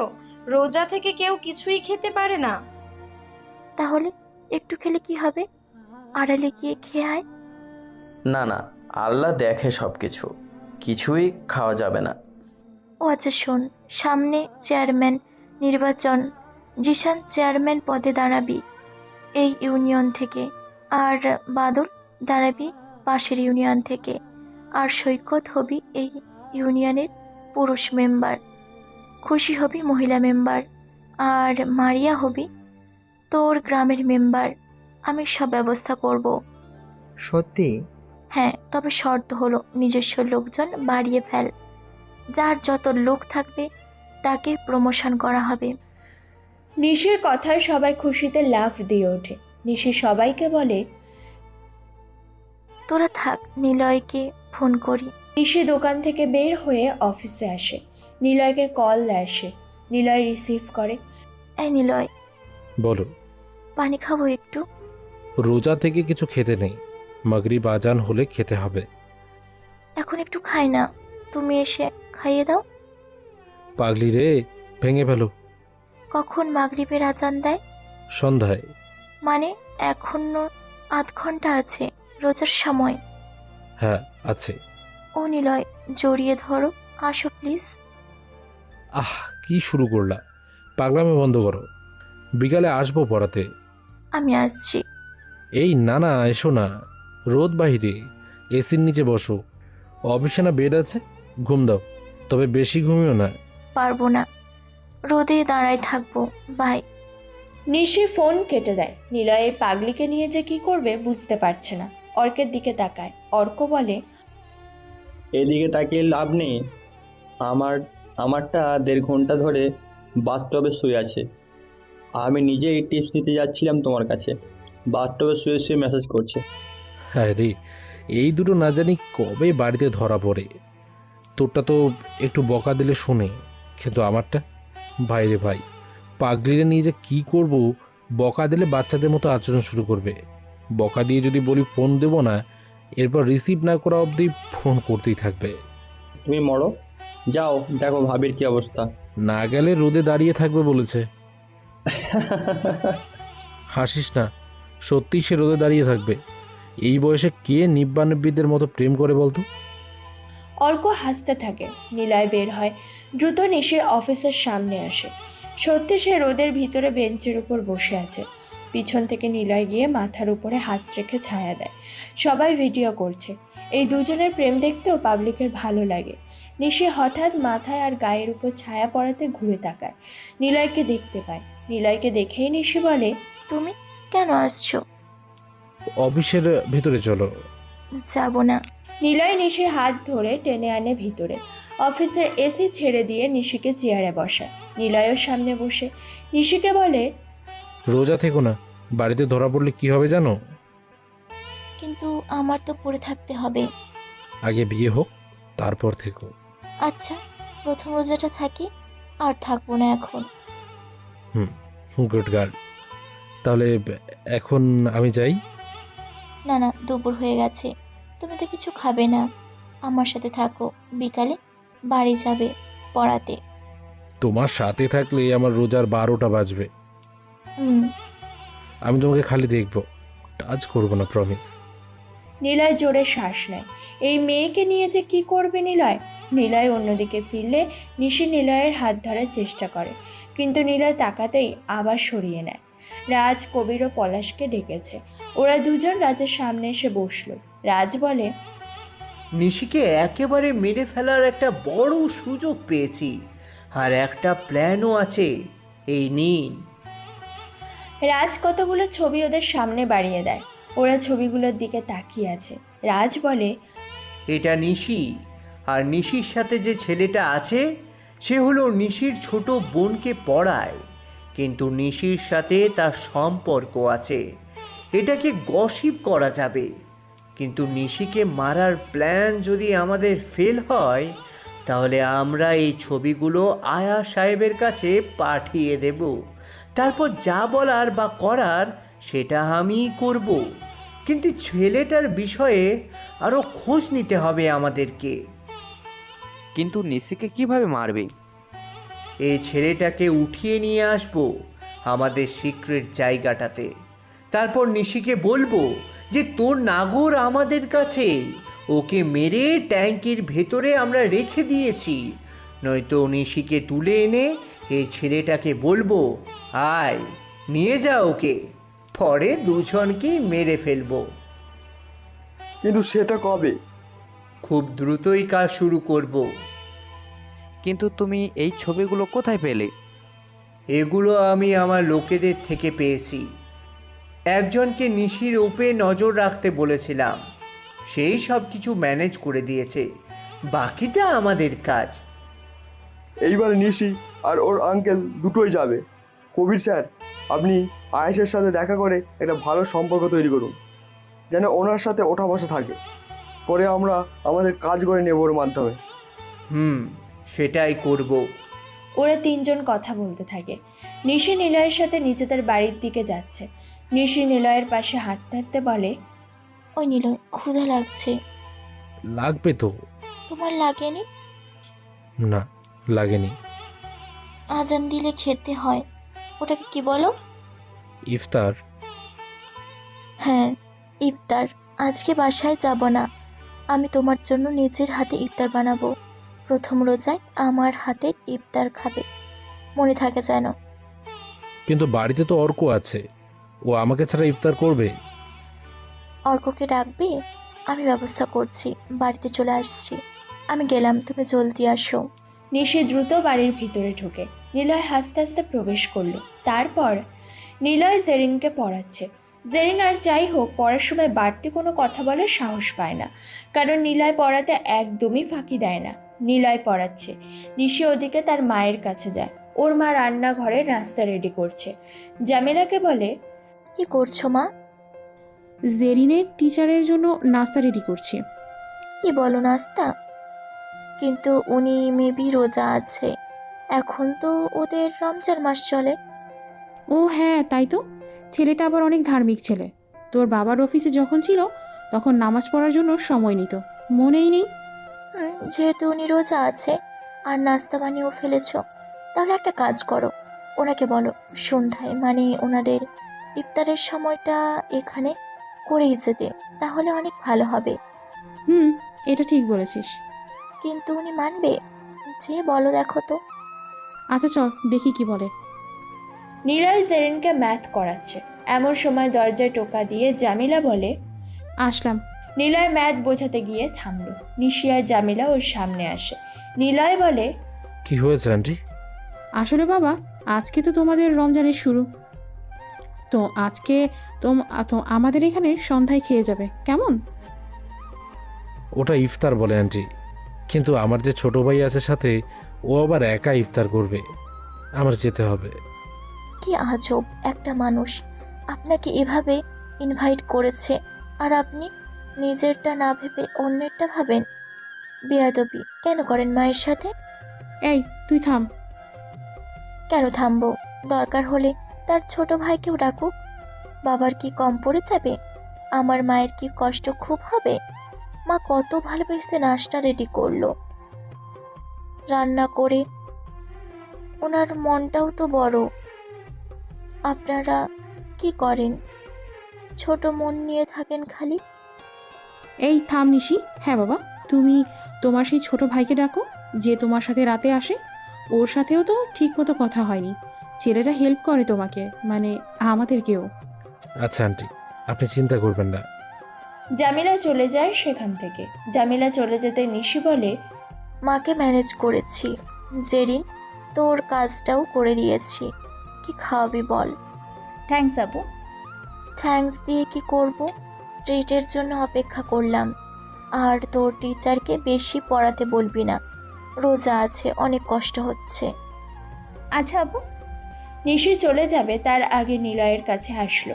নিলয়ের কানের কাছে মুখ এনে নিশি বলল, ইফতারের আগে আমাকে কিস দিবা বলে দিলাম। ঠোঁটে লম্বা একটা কিস করবা, তারপর ইফতার করবা। এই না, এটা পরে পারে। যাক, এতদিনে তাহলে স্বীকার করলে। যখনই চাইছি তখনই এড়াচ্ছ। এবার পরের জন্য রেডি হও। আপু যাও, পড়ছি কিন্তু। চুপ থাক, মনে হচ্ছে তো টিচারকে খেয়ে ফেলছি। যা পড়। নিশি চলে আসে রুম থেকে, জামিলাকে হেল্প করে। নিলয় পড়ানো শেষে অর্ককে কল করে জানিয়ে দেয় জেরিনদের বাড়িতে আসার জন্য। সরকারি খাতে এখন অনেক টাকা জমা পড়েছে। এইসব টাকা পাচার হতো প্রধানমন্ত্রীর অজান্তে। রাষ্ট্রপতি সহ আরও বেশ কয়েকজন নামকরা মন্ত্রীরা এই কাজে জড়িত, যেগুলো সব ডিটেলস রিফাত আর ওর টিম মেম্বার্সরা বের করে ফেলেছে। আর সরকারি খাতে জমা হওয়ার পিছনের কারণ হলো অ্যানিমাসের দ্বারা এই পাচার বন্ধ হয়ে সেই টাকাগুলো সরকারি তহবিলে জমা হয়েছে, যার ফলে হঠাৎ করেই গ্যাস বিল, বিদ্যুৎ বিল, সিম ভ্যাট, টোল ভ্যাট সব কিছু অনেকাংশে কমে গেছে। কারণ এসবের থেকেই সরকারি রাজস্ব আদায় হতো বেশি, যার ফলে এগুলো সাধারণ জনগণের থেকে বেশি পরিমাণে ভ্যাট নিত, যেটা উপর থেকে এখন কমে গেছে। মেহরাব সাহেব তার গণভবনে লাইভে এসে এগুলো জানিয়ে দেয়। জনগণ সাথে সাথেই সরকারের প্রতি কৃতজ্ঞ প্রকাশ করে, কারণ একদিকে সিন্ডিকেটের কারণে দেশের পরিস্থিতি অনেক খারাপ, দ্রব্যমূল্যের চড়া অবস্থা, তার উপর ভূমি কর, বিল এসবের দ্বারা হিমশিম খাচ্ছিল। কিন্তু এখন আর সেটা হচ্ছে না, কারণ সরকারি তহবিলে কোটি কোটি টাকা জমা হয়েছে মাত্র 3-4 মাসে, যেগুলো গড় 10 বছরের আয়ের থেকেও অনেক বেশি। অ্যানিমাসকে এজন্য এই দেশের মানুষ ফেরেস্তা বলে মানতে শুরু করে দিয়েছে, যেন সে সৃষ্টিকর্তার পাঠানো বিশেষ দূত। আলিফ বলে, স্যার অ্যানিমাস রাশিয়ান হ্যাকার, কিন্তু এ দেশের প্রতি তার টান আছে একটা, সেটা খুঁজে বের করতে হবে। অ্যানিমাস কেন আমাদের দেখছে না? সিসি ক্যামেরার অ্যাক্সেস চেক করো, কোন জায়গা থেকে বা কোন কোন ডিভাইস দ্বারা কেউ প্রবেশ করছে কিনা খোঁজ করো। ঠিক আছে। ওরা সবাই লেগে পড়ে। দেশের হাজার হাজার সরকারি অফিসে সিসি ক্যামেরার অ্যাক্সেস চেক করে, আর ওরা অবাক হয়। সব জায়গাতে একটা ডিভাইস অলওয়েজ অ্যাক্টিভ দেখিয়েছে, কিন্তু এটার লোকেশন 4356 কিলোমিটার দূরে দেখাচ্ছে। আলিফ বলে, স্যার এই লোকেশন একটা জায়গাতে দেখাচ্ছে, আর সেটা হলো এই যে। মানে এত দূরের লোকেশন? এটা তো রাশিয়ার লোকেশন। বাংলাদেশ থেকে রাশিয়ার দূরত্ব 4356 কিলোমিটার। আর মনে হচ্ছে অ্যানিমাস একা না, অ্যানিমাসের একটা বিশাল টিম আছে, যারা সব রাশিয়ান, নতুবা রাশিয়াতেই থাকে। আর এরা এই দেশের সব সরকারি সিসি ক্যামেরা হ্যাক করে সবগুলোর অ্যাক্সেস আগেই নিয়ে নিয়েছে। স্যার আরেকটা জিনিস দেখেন। ও মাই গড, এই রাশিয়ান অ্যাক্সেস সবচাইতে বেশিরভাগ অবস্থান করছে শরীফপুরেই। এই সিসি ক্যামেরা কার? চলো খোঁজ নেই। স্যার এটা তো সদ্য এমপি হওয়া আয়াস ভিকস্টা ভিক্টর, মানে এটা ওনার। ও, তার মানে অ্যানিমাসের সাথে আয়াসের একটা বিশেষ সম্পর্ক আছে নাকি? সেটাই মনে হচ্ছে। আর কি? স্যার আমাদের সিসি ক্যামেরাও হ্যাকড। এটা আরও 15 দিন আগেই করা হয়েছে, মানে আমাদের প্রাইভেসি নর্মাল করার আগেই সেটা হ্যাকড ছিল। ও, জানতাম এটাই হবে। অ্যানিমাস আমাদের সব কিছু দেখছে, আর আমরা যা জানি বা জেনেছি সেটা অ্যানিমাস জানে। কিন্তু ফাহাদ স্যারকে সব কিছু আমাদের মতন করে বলতে হবে। স্যার আমার যতটুকু ধারণা, ফারাদ স্যার আমাদেরকে জাস্ট ব্যবহার করবে, তারপর ঠিকই আমাদেরকে বন্দি করে ফেলবে। আমাদের মতো হ্যাকারদের দেশে কোনো মূল্য নেই। আমারও একই কথা স্যার। চিন্তা নেই, অ্যানিমাস হেল্প করবে। দেখে নিও, আমি ফারাদ স্যারকে কল করে কি বলি দেখো। রিফাত ফারাদকে কল করে, ফারাদ রিসিভ করে। রিফাত ওনাকে বলে, স্যার অ্যানিমাসের বাড়ি রাশিয়াতে। আমাদের দেশের প্রতি ওর একটা বিশেষ সম্পর্ক আছে, সেজন্য সে এখানেই হ্যাকিং চালাচ্ছে। আর তাছাড়া অ্যানিমাস একা নয়, ওর টিম আছে। তারা আমাদের দেশের সব সিসি ক্যামেরা হ্যাক করে রেখেছে, এমনকি স্যাটেলাইট কোডও তারা জানে, যার ফলে টিভিতে ওরা লাইভ করতে পারে। সে চাইলে আমাদের নেটওয়ার্ক সিস্টেম সব চিরদিনের মতন বন্ধ করে দিতে পারে। আমাদের সব নেটওয়ার্ক সার্ভারে অ্যানিমাসের অ্যাক্সেস আছে, আর যে ডিভাইস থেকে প্রবেশ করে তার লোকেশন সহজে জানা না গেলেও সেটা যে রাশিয়া থেকে প্রবেশ করে এটা বলার বাহিরে রাখে না। ওয়াও, ভালো ইনফরমেশন দিলে। এভাবে কাজ করো, বেতন বাড়বে। আমি রাশিয়ার সাইবার ক্রাইম টিমের সাথে কথা বলে নেব, দেখি অ্যানিমাস কি করে। রিফাত ফোন কেটে দেয়। অ্যানিমাস তার ডিভাইস লোকেশন জানিয়ে দিয়েছে রিফাতদের। এটা কি কোনো প্ল্যান, নাকি অ্যানিমাস ধরা পড়বে? জেহান সাহেব বাড়িতে এসে নিলয়কে বসে থাকতে দেখে। নিলয়ের সাথে গল্প করে বেশ। নিলয়, তুমি তো আমার অবশ্যই চাকরি ছাড়লে, কি করবে ভাবছো? স্যার আপনার কলেজের টিচার নিয়োগ দেন, আমার পড়াতে এখন ভালো লাগে না। কি যে বলো, তুমি একটা ট্যালেন্টেড ছেলে, তোমাকে যে সাবজেক্টেই পড়াতে বলি সেটা যে তুমি এক্সপার্ট, তুমি থাকলে বেশ ভালো হতো। স্যার আপাতত ইচ্ছে আছে নিজেকে একটু সময় দেওয়া, আর আমাকে নিয়ে চিন্তা করতে হবে না। ও একটা কথা, নিশির বিয়ে ঠিকঠাক হয়ে করে ফেলেছি। ও একটা কথা, নিশির বিয়ে ঠিকঠাক করে ফেলেছি। ছেলে আমেরিকাতে থাকে, আমার সাথে ওর ভালো সম্পর্ক। ছেলেটার নাম আদ্রিয়ান ডিসুজা, বড় বিজনেস করে। নিশির ব্যাপারে সব কিছুই জানে, সব জেনে সে রাজি। নিলয় নিশির দিকে তাকায়। নিশি তখন পানি খাচ্ছিল, মুখের ভিতরে নিয়ে নিলয়ের দিকে অবাক হয়ে তাকিয়ে আছে। নিলয় বলে, ও এটা তো ভালো সংবাদ, উনি বড় হচ্ছে। এসব রাজনীতি করে কি হবে, সংসার করুক। হ্যাঁ, ওর আঙ্কেল রাজি হলেই ফাইনাল ডেট জানা হবে। কিন্তু বাবা, আমি তো বলেছিলাম বিয়ে করব না, তাহলে এখন কেন এমন সিদ্ধান্ত নিলে? আর তাছাড়া আঙ্কেলকে আমি বলবো, উনি আমাকে এত দূর অবধি নিয়ে এসেছে হুট করে বিয়ের জন্য নাকি? এটা হবে না। দেখো, তুমি বড় হয়েছো, রাজনীতিও করো, কিন্তু বিয়ের বিষয়টা তো ভাবতে হবে। আর তাছাড়া তোমার যদি কোনো পছন্দ থাকে, তোমার আঙ্কেলকে না বলতে পারলে আমাকে বলো, আমি সেভাবে ব্যবস্থা করব। কিন্তু তুমি এবারও জানতে চাইলে না আমি বিয়ে করব কিনা। এই যে এখন বললাম, ছেলে ভালো, আমার স্টুডেন্ট ছিল সে।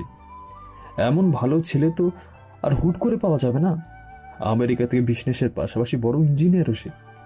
তোমার রাজনীতিতেও তার সমস্যা নেই, তুমি বিয়ের পরও এসব করতে পারো। ধ্যাত, ভালো লাগে না আমার। কেউ কথা শোনে না, সবাই নিজেদের সিদ্ধান্ত নিয়ে বসে আছে। প্রথমে তো আমি রাজনীতি করতে চাইনি, তোমরাই বললে আঙ্কেল যখন চাইছে করো। কলেজে থাকলেও তুমি চাইতে সেখানকার রাজনীতি করি, স্টুডেন্ট লিগে ঢুকিয়ে দিলে। আমার ইচ্ছের কোনো মূল্য দিয়েছো তোমরা? ভালো লাগে না। আরে বাবা, কাউকে পছন্দ করলে তো বলবি, খালি আমার উপর চিল্লাস। তোর মায়ের সামনে চিল্লাতো। কথা আগে শোন, কাউকে যদি তোর ভালো লাগে, পছন্দ হয়, তাহলে আমাকে বল, আমি সেটা দেখছি। লাগবে না কারো কিছু করা, আমি নিজেরটা নিজেই করব। কথাটা বলেই নিশি বাইরে চলে যায়। নিলয়, অর্ক আর জেরিন গম্ভীর হয়ে বসে আছে। জামিলা আসে জাহিনের কাছে। জামিলা বলে, চিন্তা নেই, আমি দেখছি। আর নিলয় আছে না, সে নিশিকে বোঝাতে পারবে। আমি দেখেছি নিশির সাথে নিলয়ের ভালো বন্ধুত্বপূর্ণ সম্পর্ক। চিন্তা করো না, নিশি রাজি হবে, ওর আঙ্কেলকেও রাজি করাবে। আর নিলয় যাওয়ার পথে নিশির সাথে একটু কথা বলে যেও, স্বাভাবিক করিও ওরে। নিলয় খাবার শেষ করে, মাথা নাড়িয়ে জামিলাকে হ্যাঁ বলে নিলয়। খাবার শেষ করে সে বাইরে আসে। নিশিকে দেখে অন্ধকারে গাছের নিচে দাঁড়িয়ে আছে। দূর থেকে লাইটের আলো নিশির মুখের উপরে এসে পড়ছে, গাল বেয়ে পানি পড়ছে নিচে, সেটা দেখা যাচ্ছে। নিলয় নিশির কাছে যায়। নিশির সামনে দাঁড়াতেই নিশি নিলয়কে শক্ত করে জড়িয়ে ধরে কেঁদে ফেলে। নিশি কাঁদতে কাঁদতে বলে, আমি তোমাকে ছাড়া মরে যাব নিলয়, আমাকে নিয়ে চলো, আমি অন্য কাউকে বিয়ে করব না। করতে হবে না, তুমি তো আমারই।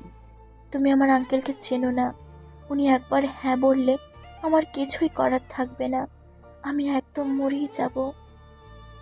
আচ্ছা চিন্তা করো না, আমি আছি তো। সত্যি আছো তো? আমার কিছু ভালো লাগছে না নিলয়, চলো আমরা পালিয়ে যাই।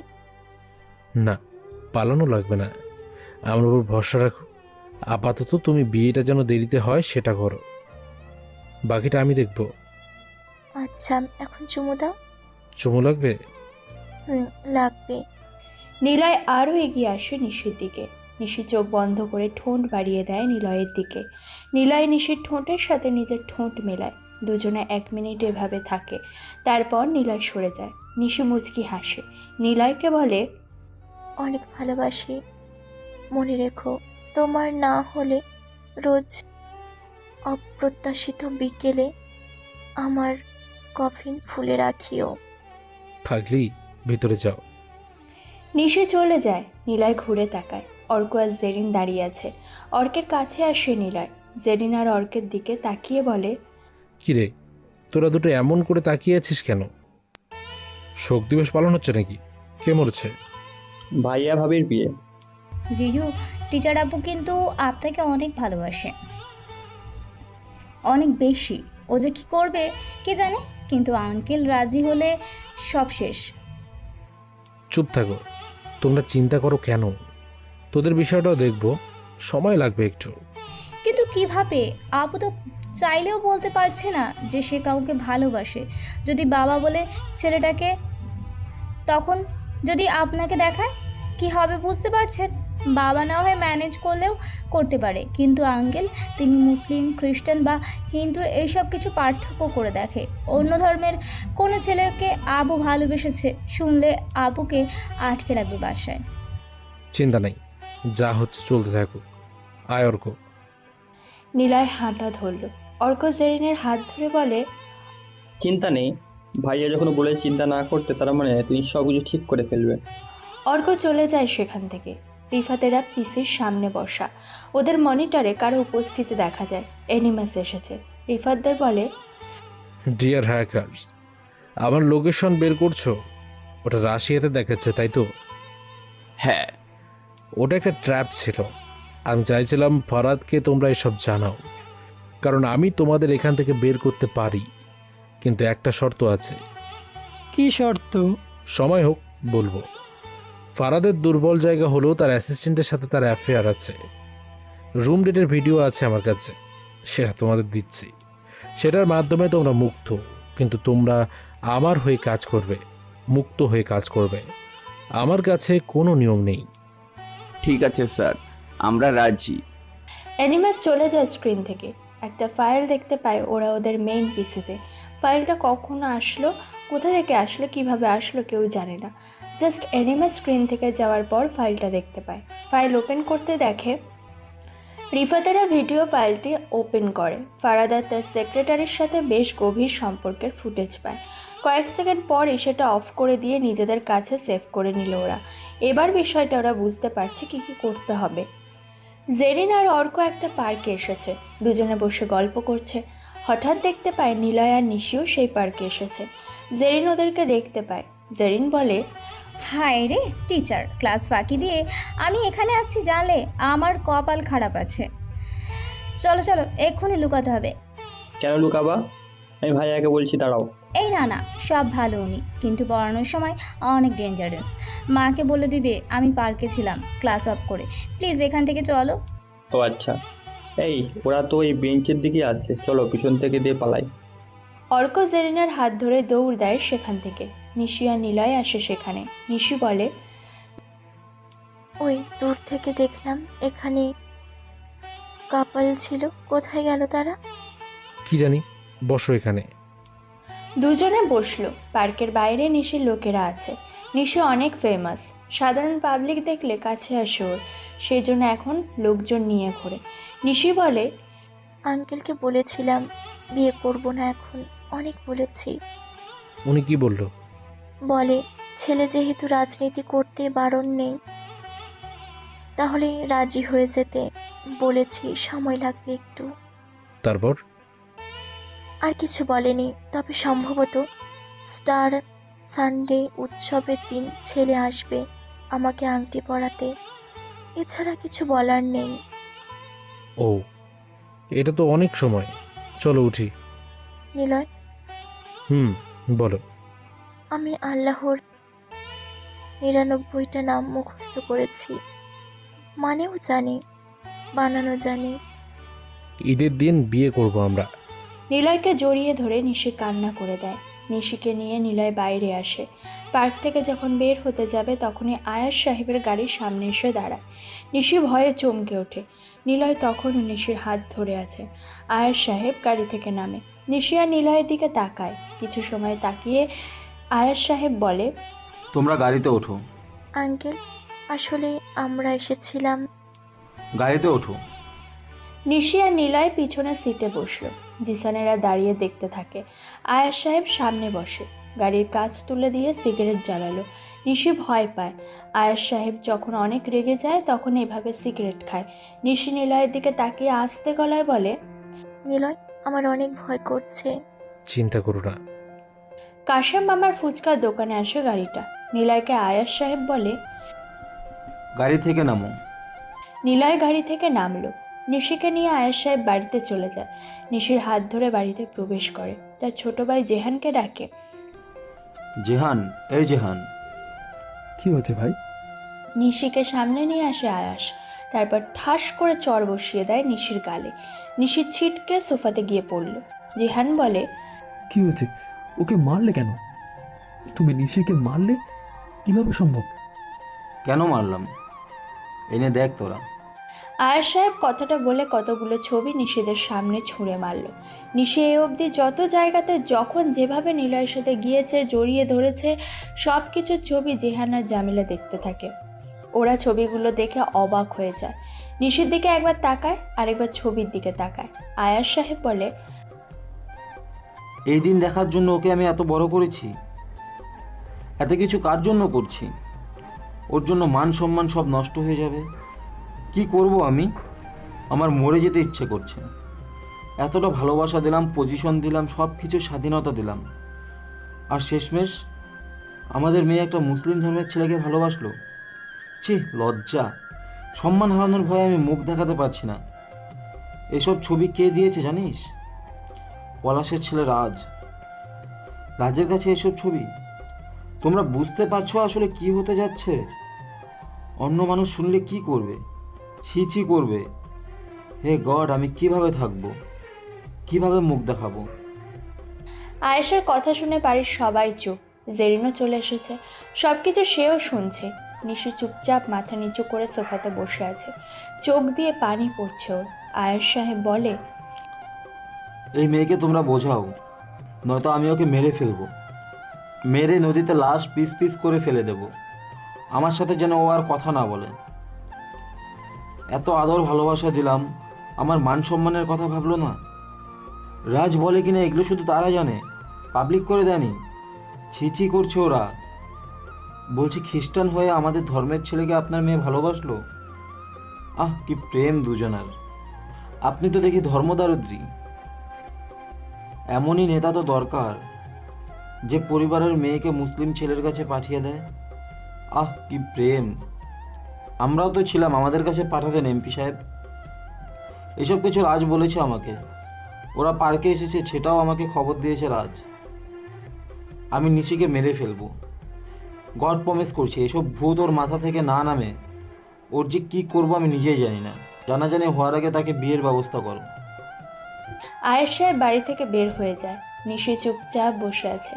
জেহান আর জামিলা সামনে সোফাতে বসলো।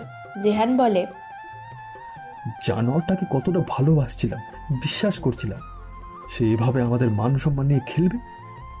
ওটাটাই মেরে ফেলবো একদম। কতটা আপন মনে করেছিলাম আমরা। আমি তো নিজের ছেলের মতোই দেখেছি। সে আমাদের বাড়িতে এসে আমাদের অজান্তেই এত বড় কাজ করবে। কুত্তার বাচ্চাটা বিশ্বাস নিয়ে খেললো। মানুষ জানলে কি বলবে? শেষে কিনা মুসলিম ছেলের সাথে আমাদের মেয়ের রিলেশন। প্লিজ নিলয়কে কেউ গালি দিবে না, বলে দিলাম। ওর কোনো দোষ নেই। আমি ওকে প্রপোজ করেছিলাম, সে না করে দিয়েছিল। জামিলা এসে নিশির গালে একটা কষিয়ে চড় দেয়। নিশির ঠোঁট এবার ফেটে গেছে। জামিলা বলে, বেয়াদব মেয়ে, নিজের মান সম্মান তো নষ্ট করছিস, এখন আমাদেরটাও নষ্ট করতে যাচ্ছিস। মুখের উপর আবার বেয়াদবি করছিস। কত বড় সাহস! ও নিজে নাকি প্রস্তাব দিয়েছে। আমি কি করবো এই মেয়েকে নিয়ে? আমি পাগল হয়ে যাব। তোমার মেয়েকে সরাও আমার সামনে থেকে। আমি নিলয়ের কাছে চলে যাব। আমি থাকবো না তোমাদের সাথে। আমি ধর্ম পাল্টাবো। এবার জেহান সাহেব বসে থাকে না, নিশিকে এসে পেটাতে থাকে। নিশির গালে গায়ে পিটানের দাগ পড়ে যায়। জেহানের মাথা কাজ করছে না। নিশি ধর্ম পাল্টাবে শুনে মেজাজ অনেক বিগড়ে গিয়েছে ওর। নিশিকে জেরিন ঘরে নিয়ে যায়। নিশি ঘরের দরজা আটকে নিলয়কে কল দেয়। নিলয়, ও নিলয়, আমাকে ওরা মেরে ফেলবে। প্লিজ নিলয়, আমাকে এখান থেকে নিয়ে যাও। আমি তোমার কাছে যাব। নিশি, কেঁদো না, আমি তোমাকে নিতে আসবো। একটু সময় দাও। ওরা আমাকে বিয়ে দিয়ে দেবে জোর করে। আমি নিজেকে মেরে ফেলবো। আমি তোমার কাছে যাব। আচ্ছা, আনবো তো। অনেক মেরেছে। ব্যথা জায়গাতে বরফ দাও, ঠিকমতো খাবা। কোথায় আছো? আমি আর অর্ক রাস্তায় দাঁড়িয়ে। চিন্তা করো না, আমি আসবো। কেউ তোমাকে আমার থেকে আলাদা করতে পারবে না। আঙ্কেল তোমাকে মেরে ফেলবে, বাবা অনেক গালি দিয়েছে, ওরা ফোন করলেই ধরবে না। আমি আসবই তোমার কাছে, তোমাকে কেউ আটকে রাখতে পারবে না। আমি জিশানদের বলে রাখছি তোমার সাথে থাকবে। প্রয়োজন নেই, তুমি নিলয়ের ফোন হাত থেকে পড়ে যায়। নিশি হ্যালো হ্যালো করতে থাকে। নিলয় পিছনে ঘুরতে যাবে তখন একটা রডের বাড়ি এসে পড়ে নিলয়ের মাথায়। নিলয় রাস্তার উপরে পড়ে যায়। কতগুলো ছেলের গলা শুনতে পায় নিশি। অর্কের চিৎকার শুনতে পায় জোরে। অর্ক জোরে ভাইয়া বলে ডেকে ওঠে। নিশি ফোন কেটে দেয়। জিসানদের কল করে। হ্যালো আপু, কি হয়েছে? সব কিছু জিশান, কারা যেন নিলয়কে মেরেছে। তোরা কোথায়? এখনই যা, নিলয়কে ওদের থেকে বাঁচা। সবগুলো ছেলে ভুলে নিয়ে যা। কি কি বলো? কে মারবে? নিলয় ভাই কোথায় আছে? গাড়ির শব্দ শোনা যাচ্ছিল, মনে হয় বাজারেই আছে। বাজারের রাস্তায় ওরা। আচ্ছা, আমরা যাচ্ছি, চিন্তা করো না। বাড়িতে ঠিকঠাক আছে কি না বলো, আমরা কি ওখানে আসবো? হারামি, তোরে যেটা বলেছি সেটা কর। নিলয়ের কাছে যা, আমি এখনই আসছি। অর্ক দেখে একটা মাইক্রো গাড়ি থেকে 8 জন ছেলে নামলো, মুখে কাপড় বাঁধা। নিলয়ের মাথা ফেটে রক্ত বের হচ্ছে। নিলয়ের দিকে ছেলেগুলো আসতে থাকে। অর্ক গিয়ে একটা ছেলের বুক সোজা লাথি দেয়। ছেলেটা গাড়ির সাথে গিয়ে ধাক্কা লাগে। ছেলেটা বলে, এটা প্রফেশনাল ফাইটার, এর লাথির ফোর্স অনেক, ওটাকে মার রে।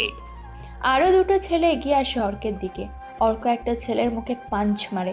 ছেলেটা মাটিতে পড়ে যায়। সে বলে, তোরা যাস না, সাইমকে পাঠা, ও ছেলেটা ফাইটার, পাঞ্চের ওজন আছে। সাইম নামের ছেলেটা আসে। 7 ফুটের বেশি লম্বা সাইম, বিশাল দেহ ওর। দেখে বোঝা যায় জিম করে বডি বানানো। স্বাস্থ্যও বেশ ভালো। সাইম আসতে অর্ক কিক দেয় সাইমের পেট সোজা, কিন্তু সাইম অর্ককে ধরে ফেলে। অর্ক মুখের উপরে বাম হাত দিয়ে ঘুষি দেয়।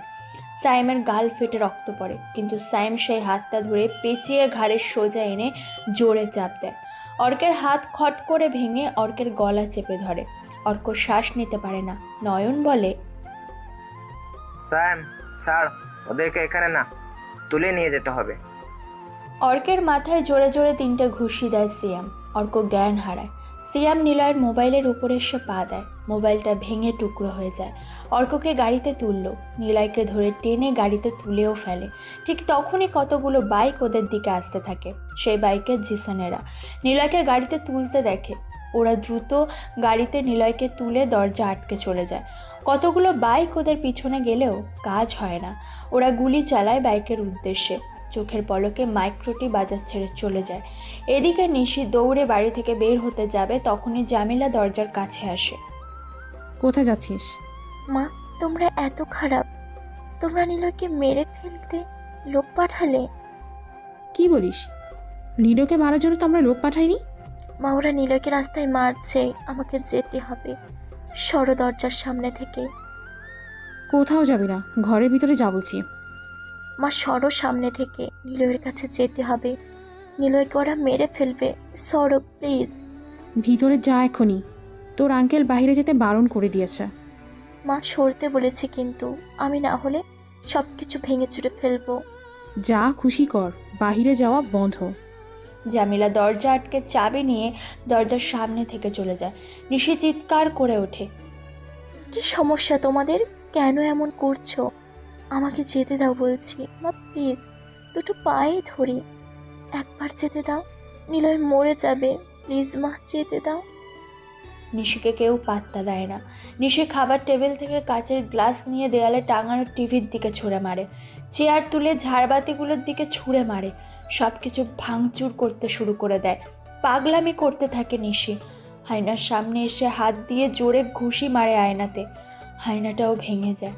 নিশির হাতেও কাঁচ ফুটে অনেক ফেটে গেছে। জামিলা এসে নিশিকে চড় দেয়। নিশি বিছানার কোনায় গিয়ে পড়ে। মাথাটা শক্ত জায়গাতে লাগতেই নিশি অজ্ঞান হয়ে যায়। ওদিকে নিলয়দের তুলে নিয়ে গেছে কারা সেটা জিসানেরা জানে না। নিলয়ের ফোন দেখতে পায় ভেঙে পড়ে আছে। জিসান হাতে নেয়, নিশিকে কল দেয়। কয়েকবার বাজার পর জেরিন ফোন রিসিভ করে। কাঁদছে সে। হ্যালো নিশি আপু, আমি জেরিন। আপু কোথায়? আপুকে হাসপাতালে নিয়ে যাচ্ছে। আপুকে আটকে রাখছিল বাড়িতে, জিজুর কথায় শুনে যেতে চাইছিল, কিন্তু তখনই মা বাধা দেয়, পাগলামি করে হাত কেটেছে কাছে। কে? আমরা এখনই আসছি। দেখুন, আঙ্কেল আপনাদের বকা দিবে হয়তো, সাবধানে থাকবেন আর জিজুর খবর রাখবেন। জেরিন ফোন কেটে দেয়। ওরা সবাই অনেক চিন্তায় পড়ে গেছে, কি করবে বুঝতে পারছে না। কিন্তু নিলয় আর অর্ক কোথায়? রিফাত ফারাদের ফোনে একটা ভিডিও ফাইল পাঠিয়েছে। ফারাদ তখন রাশিয়ান সাইবার সিকিউরিটি কমিটির সাথে কথা বলছে। ফারাদ বলে, hello, I am the president of the country from Bangladesh. Do you know Anonymous? ওপাশ থেকে সবাই চমকে রিপ্লাই দেয়, হোয়াট? এনিম্যাস? এনিম্যাসের কথা বলো না, সে অনেক ভয়ঙ্কর একজন হ্যাকার। আমরা তাকে মেনে চলি। অ্যানিম্যাসকে পুরো রাশিয়ান মানুষেরা চেনে। তাকে ধরতে সাহায্য করুন। নো নো, পারবো না, এটা সম্ভব না। ওকে অ্যাটাক করলে ও পুরো দেশের স্যাটেলাইট নষ্ট করে দেবে। এটা একদমই না। আপনারা ক্রাইম করা বন্ধ করে দেন। মানে আপনারাও কিছু করতে পারবেন না? না, অ্যানিমাস হলো the biggest hacker in the world. এখানে অ্যানিমাসকে নিয়ে চর্চা করা হয়। অ্যানিমাসকে কেউ কখনো দেখেনি। আমাদের দেশের সব হ্যাকারও তাকে ট্রেস করতে পারেনি। হ্যাকারেরাও অ্যানিমাসের বড় ফ্যান। কোনো হ্যাকার অ্যানিমাসের বিরুদ্ধে কোনো কাজ করে না, তারা ওকে গুরু হিসেবে মানে। আমরা খুব ঝামেলাতে আছি। অ্যানিমাসের সাথে বন্ধুত্ব করুন। ও কোথাকার হ্যাকার কেউ জানে না। যে দেশের উপর নজর পড়ে সে দেশের সব সিস্টেম তছনছ করে দেয়। আমাদেরকে অ্যানিমাস নিয়ে কথা বলবেন না। না জানি কখন আমার ফোনটাই সে হ্যাক করে নেয়, এটাই ভয়ে আছি। অ্যালেক্স ফোন কেটে দেয়। ফারাদের হাত পা কাঁপছে। অ্যানিমাস তাহলে সাধারণ হ্যাকার না, সে অলরেডি পুরো রাশিয়াকে চিনিয়ে দিয়েছে সে কি করতে পারে। বিডি তো তার কাছে জাস্ট হাতের কোণার বিষয়। নিলয় আর অর্ককে তুলে আনা হয়েছে। একটা ফ্যাক্টরির ভিতরে তুলে আনা হয়েছে ওদের দুজনকে। ফ্লোরে দুজন পড়ে আছে। সামনে বসে আছে রাজ, পলাশ ও কবির। পলাশ আর কবির চলে যায়। রাজকে বলে, তাহলে নিসকে মেরে আমার কাছে খুশির সংবাদটা পাঠিয়ে দেবে?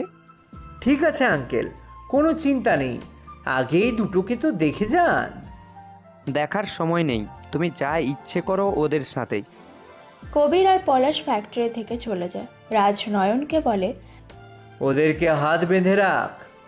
পাশ থেকে রাজীব বলে, স্যার এদেরকে কিন্তু আমি মারবো। নয়ন হাসে রাজীবের কথা শুনে। রাজীব বলে, ওই হাসিস কেন? এদেরকে তুই মারবি? এদের একটা পাঞ্চ খেয়ে দেখেছিস তো? আমি খেয়েছিলাম। এই ডানের পাশের ছেলেটা আমার পেটে ঘুষি মারছিল। আমি 2 দিন পেটের ব্যথা নিয়ে উঠতে পারিনি, অনেক কষ্ট হয়েছিল, সেজন্য ওদেরকে আমি মারবো। চুপ করো সবাই, নিশিকে জানাতে হবে তো, কিন্তু আজকে না, আজকে ওদেরকে বেঁধে রাখ, জ্ঞান কখন ফেরে দেখি। ওরা সবাই বসে থাকে নিলয়দের সামনে। জিসানেরা নিলয়কে খোঁজার চেষ্টা করে, কিন্তু ওরা কারা ছিল যারা নিলয়দের ধরেছে?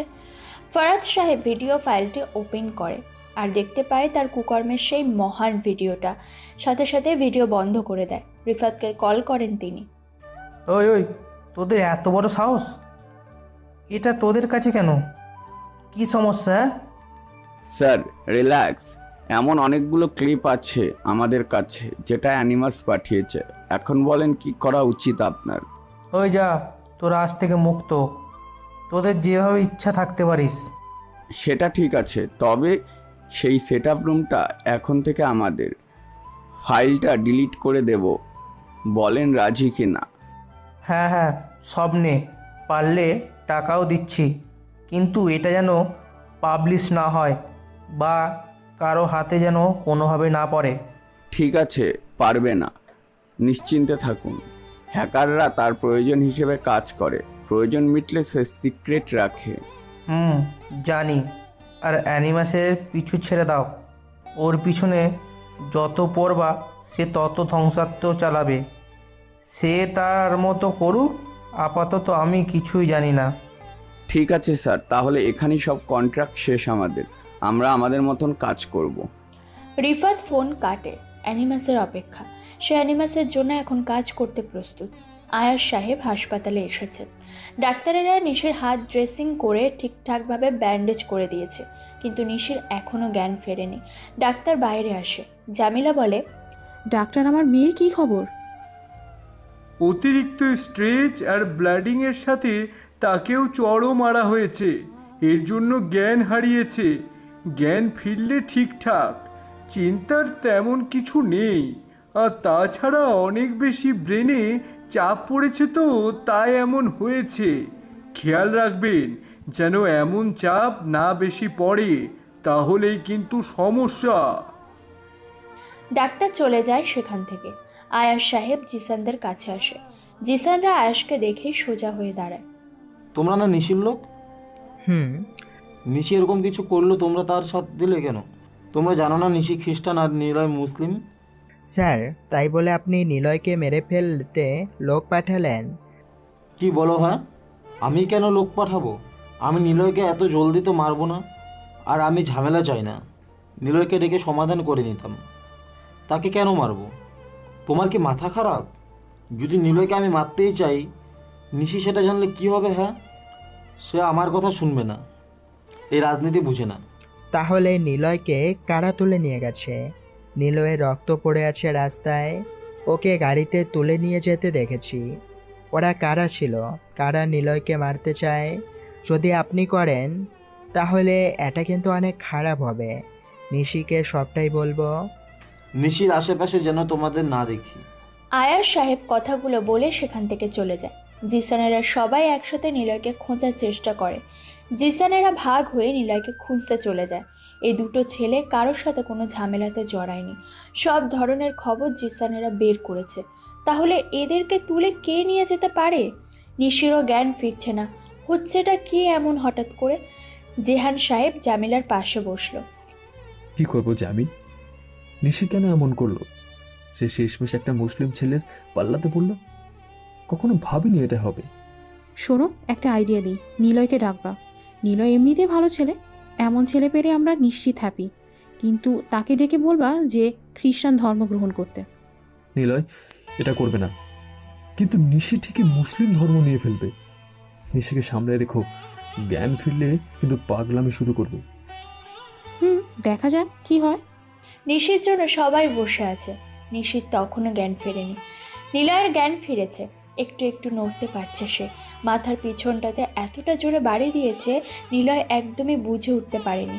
মাথার নিচের অংশটা অনেকখানি থেতলে গিয়েছে। নিলয় হাতটা মাথার কাছে নিতে যায়, কিন্তু বাধা পড়ে। বুঝতে পারে হাত দুটো বাধা হয়েছে চেয়ারের সাথে। পা নাড়াতে গিয়েও নড়ে না, সব কিছুই বাধা হয়েছে। নিলয় চোখ মেলে তাকায় সামনের দিকে। কতগুলো ছেলেরা বসে আছে। ঘুরে তাকায় পাশে। অর্ক মাথা কাঁধ করে অজ্ঞান হয়ে আছে। নিলয় অর্ককে আস্তে করে ডাক দেয়। অর্ক, এই অর্ক, ওঠ হারামি। অর্ক চমকে ওঠে। সামনে তাকিয়ে দেখে সে ছেলেগুলো বসে একসাথে কার্ড খেলছে আর সিগারেট টেনে যাচ্ছে। সাথে ড্রিঙ্কস তো আছেই। ঘুরে পাশে তাকায়। নিলয়ের দিকে তাকিয়ে ভয় পায় অর্ক। মাথা থেকে রক্ত পড়ে সারা মুখে লেগেছে, আর কেমন ভয়ঙ্কর দেখতে লাগছে নিলয়কে। অর্ক হাত বাড়াতে যায়, কিন্তু বাধা পায়। হাত নাড়িয়ে লাভ নেই, হাত পা বাধা আছে। কিন্তু এটা তো সহজ বাঁধন, আমাদের কাছে এটা খুলতে কোনো ব্যাপার না। কত মিনিট লাগবে এটা তোর খুলতে? 1 মিনিটের কম সময়। কিন্তু এরা কারা? ওই যে সেদিন যে লোকটা পিছু নিয়েছিল, লোকটার নাম রাজীব। আগে কাসেম মামার ফুচকার দোকানটা তার ছিল। মানে এটা আগে বিরাট বড় রেস্টুরেন্ট ছিল, কিন্তু নিশি ভাবি ওর রেস্টুরেন্টের বিরিয়ানিতে কুকুরের মাংস পায় আর বাসি পচা খাবার পায়, যার কারণে বন্ধ করে দেয় রেস্টুরেন্ট। আর তারপর নিশি ভাবি সেখানে কাসেম মামার ফুচকার দোকান বসিয়ে দেয়। ও, তার মানে লোকটা আমাদের পিছু নিত নিশির জন্য, নিশির উপর নজর রাখতো। নিশির ইনফরমেশন বের করতে গিয়ে আমাদের সন্ধান পায়। বেশ ভালো তো। কিন্তু সেদিন রাজীব কোথায় গিয়েছিল? মাসুম বলল তো সে এমপি পলাশের ছেলে রাজের অফিসে যায়। সেখান থেকে জানতে পারি রাজীব মূলত রাজের হয়ে কাজ করে, আর রাজ হলো নিশিকে সরানোর জন্য রাজীবকে হায়ার করে। এটা তো জানি, রাজ চাইতো নিশি বা নিশির আঙ্কেলের ইলেকশন থেকে সরে যেতে। কিন্তু রাজ তো জানে না নিশির সাথে ইলেকশনের দিন যে ছেলেগুলো জয়েন হয়েছিল সেগুলো সব আমাদের লোক। এখন কি করবা? দেখি ওরা কি কি করে, অভিনয় করতে থাক, অজ্ঞান হয়ে থাক। অর্ক মুচকি হাসল। নিলয় পানি পানি করতে থাকে। নয়ন বলে, ওই খেলা বন্ধ কর, ওদের জ্ঞান ফিরেছে, বসকে খবর দে। ওদের কাছে চল। নয়ন কাছে আসে ওদের। নিলয়ের গাল চেপে ধরে বলে, কিরে পানি খাবি? দাঁড়া। নিলয়ের গালে মদ ঢেলে দেয় নয়ন। নিলয় ছটফট করে। ওরা জোরে হাসতে থাকে। ভাই, স্যারকে ফোন করেছিস? রাজীব এসে নয়নকে কথাটা বলল। নয়ন নিলয়ের সামনে বসে। নিলয়কে বলে, কিরে চান্দু, অনেক তো প্রেম করেছিস, কিন্তু তুই কি পাগল? নিশি হইল খ্রিস্টান আর তুই হইলি মুসলিম, মানে কিভাবে ওর সাথে তোর প্রেম হয় রে ভাই? বলতো আমাকে। আমাকে আমাকে মাথায় কে প্রথমে বাড়ি দিয়েছিলিস? সে কে? কেন রে, তোকে কি প্রশ্ন করলাম আর তুই কি জিজ্ঞেস করেছিস? আমি মারছি, আমি। নিলয় জাহিদের দিকে ঢুলু ঢুলু চোখে তাকায়। তারপর মুচকি হাসে। হাসি থামিয়ে নিলয় বলে, রডের ওজন ছিল 2 কেজির মতো, লম্বাতে 2 ফুট হবে। ওজন আর উচ্চতা অনুসারে রডের আয়তন বেশি না। তোর কোড়ে আঙুল দুটো একসাথে করলে যতটুকু হবে ঠিক সমান সাইজের। নিলয়ের কথা শুনে সবাই নিলয়ের পিছনে দেওয়ালে হেলান দিয়ে রাখা সে লোহার রডের দিকে তাকায়। নিলয় যা বলেছে তা একদম মিলে গেছে। নয়ন অবাক হয়। সে বলে, এই কেরে তুই? মারার সাথে সাথে তুই তো নিচে পড়েছিলি, তাহলে রডটা দেখলি কিভাবে? নিলয় কিছু বলে না। নিলয় অপেক্ষা করে রাজের জন্য। রাজ আসে কিছু সময় পর। অর্কের জ্ঞান ফেরে। দুজন চুপচাপ বসে আছে। রাজ এসে চেয়ারে বসলো। নিলয়ের দিকে তাকিয়ে বলে, ওই এই দুটোরে তুলে এনে তো কাজ নেই, মানে এদের তো ওয়ান টাইম ইউজ করা লাগবে, তারপর মেরে ফেলবি। আমাদের তুলে আনছিস কেন? এখনো বুঝিসনি তোরা? কেন এনেছিস? আরে গাধা, বিষয়টা একদমই সিম্পল। নিশির জন্য তুলে আনা। শোন, একটা কথা বলি। একদিন ট্র্যাক নিয়ে নিশিকে মারতে গিয়ে আমার লোক ব্যর্থ হয়, সে বেঁচে যায়। নিশিকে তো আমরা মারতেই চাইতাম, কিন্তু সময় ও সঠিক প্ল্যানের অভাবে সেটা সফল হচ্ছিল না। কিন্তু এবার সেটা সম্ভব হয়েছে। নিশির দুর্বল জায়গা খুঁজে পেয়েছি আমরা, আর সেটা হলো তুই। প্ল্যানটা হলো তোকে তুলে আনা, তারপর নিশিকে কল করে বলবি তোকে তুলে আনছি। নিশি আসবে তোর সামনে, আমরা নিশিকে মারব, তারপর তোকে মারব, বুঝেছিস? ভাই প্লিজ, নিশিকে কিছু বলো না, আমাকে তোমরা মেরে ফেলো। আহারে প্রেমিক পুরুষ, বেচারা ভালোবাসার জন্য নিজে মরতে চাইছে। তুই কি গাধা? আয়াসকে চিনিস না তো ভাই, তাই এমন করছিস। শালা একটা ফায়দাবাজ মানুষ আছে, তোর মরাতেও ওদের কিচ্ছু যায় আসে না, আর তুই ওদের জন্য মরতে চাস? ভাই প্লিজ, নিশিকে কিছু বলবে না। আব্বে চুপ কর। ওরা নিলয়কে অনেক গালি দিতে থাকে। ওদিকে নিশির জ্ঞান ফেরে। নিশির চোখ খুলে তাকাতেই নিজেকে হাসপাতালে দেখে। হাতে স্যালাইন চলছে। নিশি সেটা টান দিয়ে খুলে উঠে বসল। নিলয় বলে চিৎকার করে ওঠে। জামিলা আর জেহান পাশেই ছিল। নিশি চিৎকারে লাফ দিয়ে ওঠে।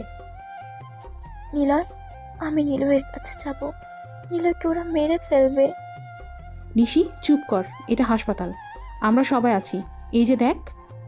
ছাড়ো আমাকে। আমার ফোন কোথায়? ফোন আছে, আগে তুই শান্ত হ। ফোন দাও বলছি, এখনই ফোন দাও। জামিলা বেগম জেহানের দিকে তাকায়। জেহান ইশারায় নিশিকে ফোন দিতে বলে। জামিলা বেগম ফোন দেয় নিশির কাছে। নিশি নিলয়ের নাম্বারে ফোন করে, কিন্তু সেটা বন্ধ পায়। নিলয়ের নাম্বার বন্ধ কেন? কি করেছো তোমরা? সত্যি করে বলো। আমরা কিছুই করিনি। নিলয়ের নাম্বার বন্ধ কেন, কিভাবে বলবো? নিশি জিসানদের ফোন করে। ওরা হাসপাতালের বাইরে ছিল। নিশির কল পেয়ে রিসিভ করে জিসান। কোথায় তোরা? কেবিনে আয় এখনই। নিশি কল কাটে। দৌড়ে ওরা 5 জন রুমের ভিতরে প্রবেশ করে। নিশিকে সুস্থ দেখে ওরা কেঁদে ফেলে, কিন্তু নিশির চোখ মুখের অবস্থা কেমন যেন।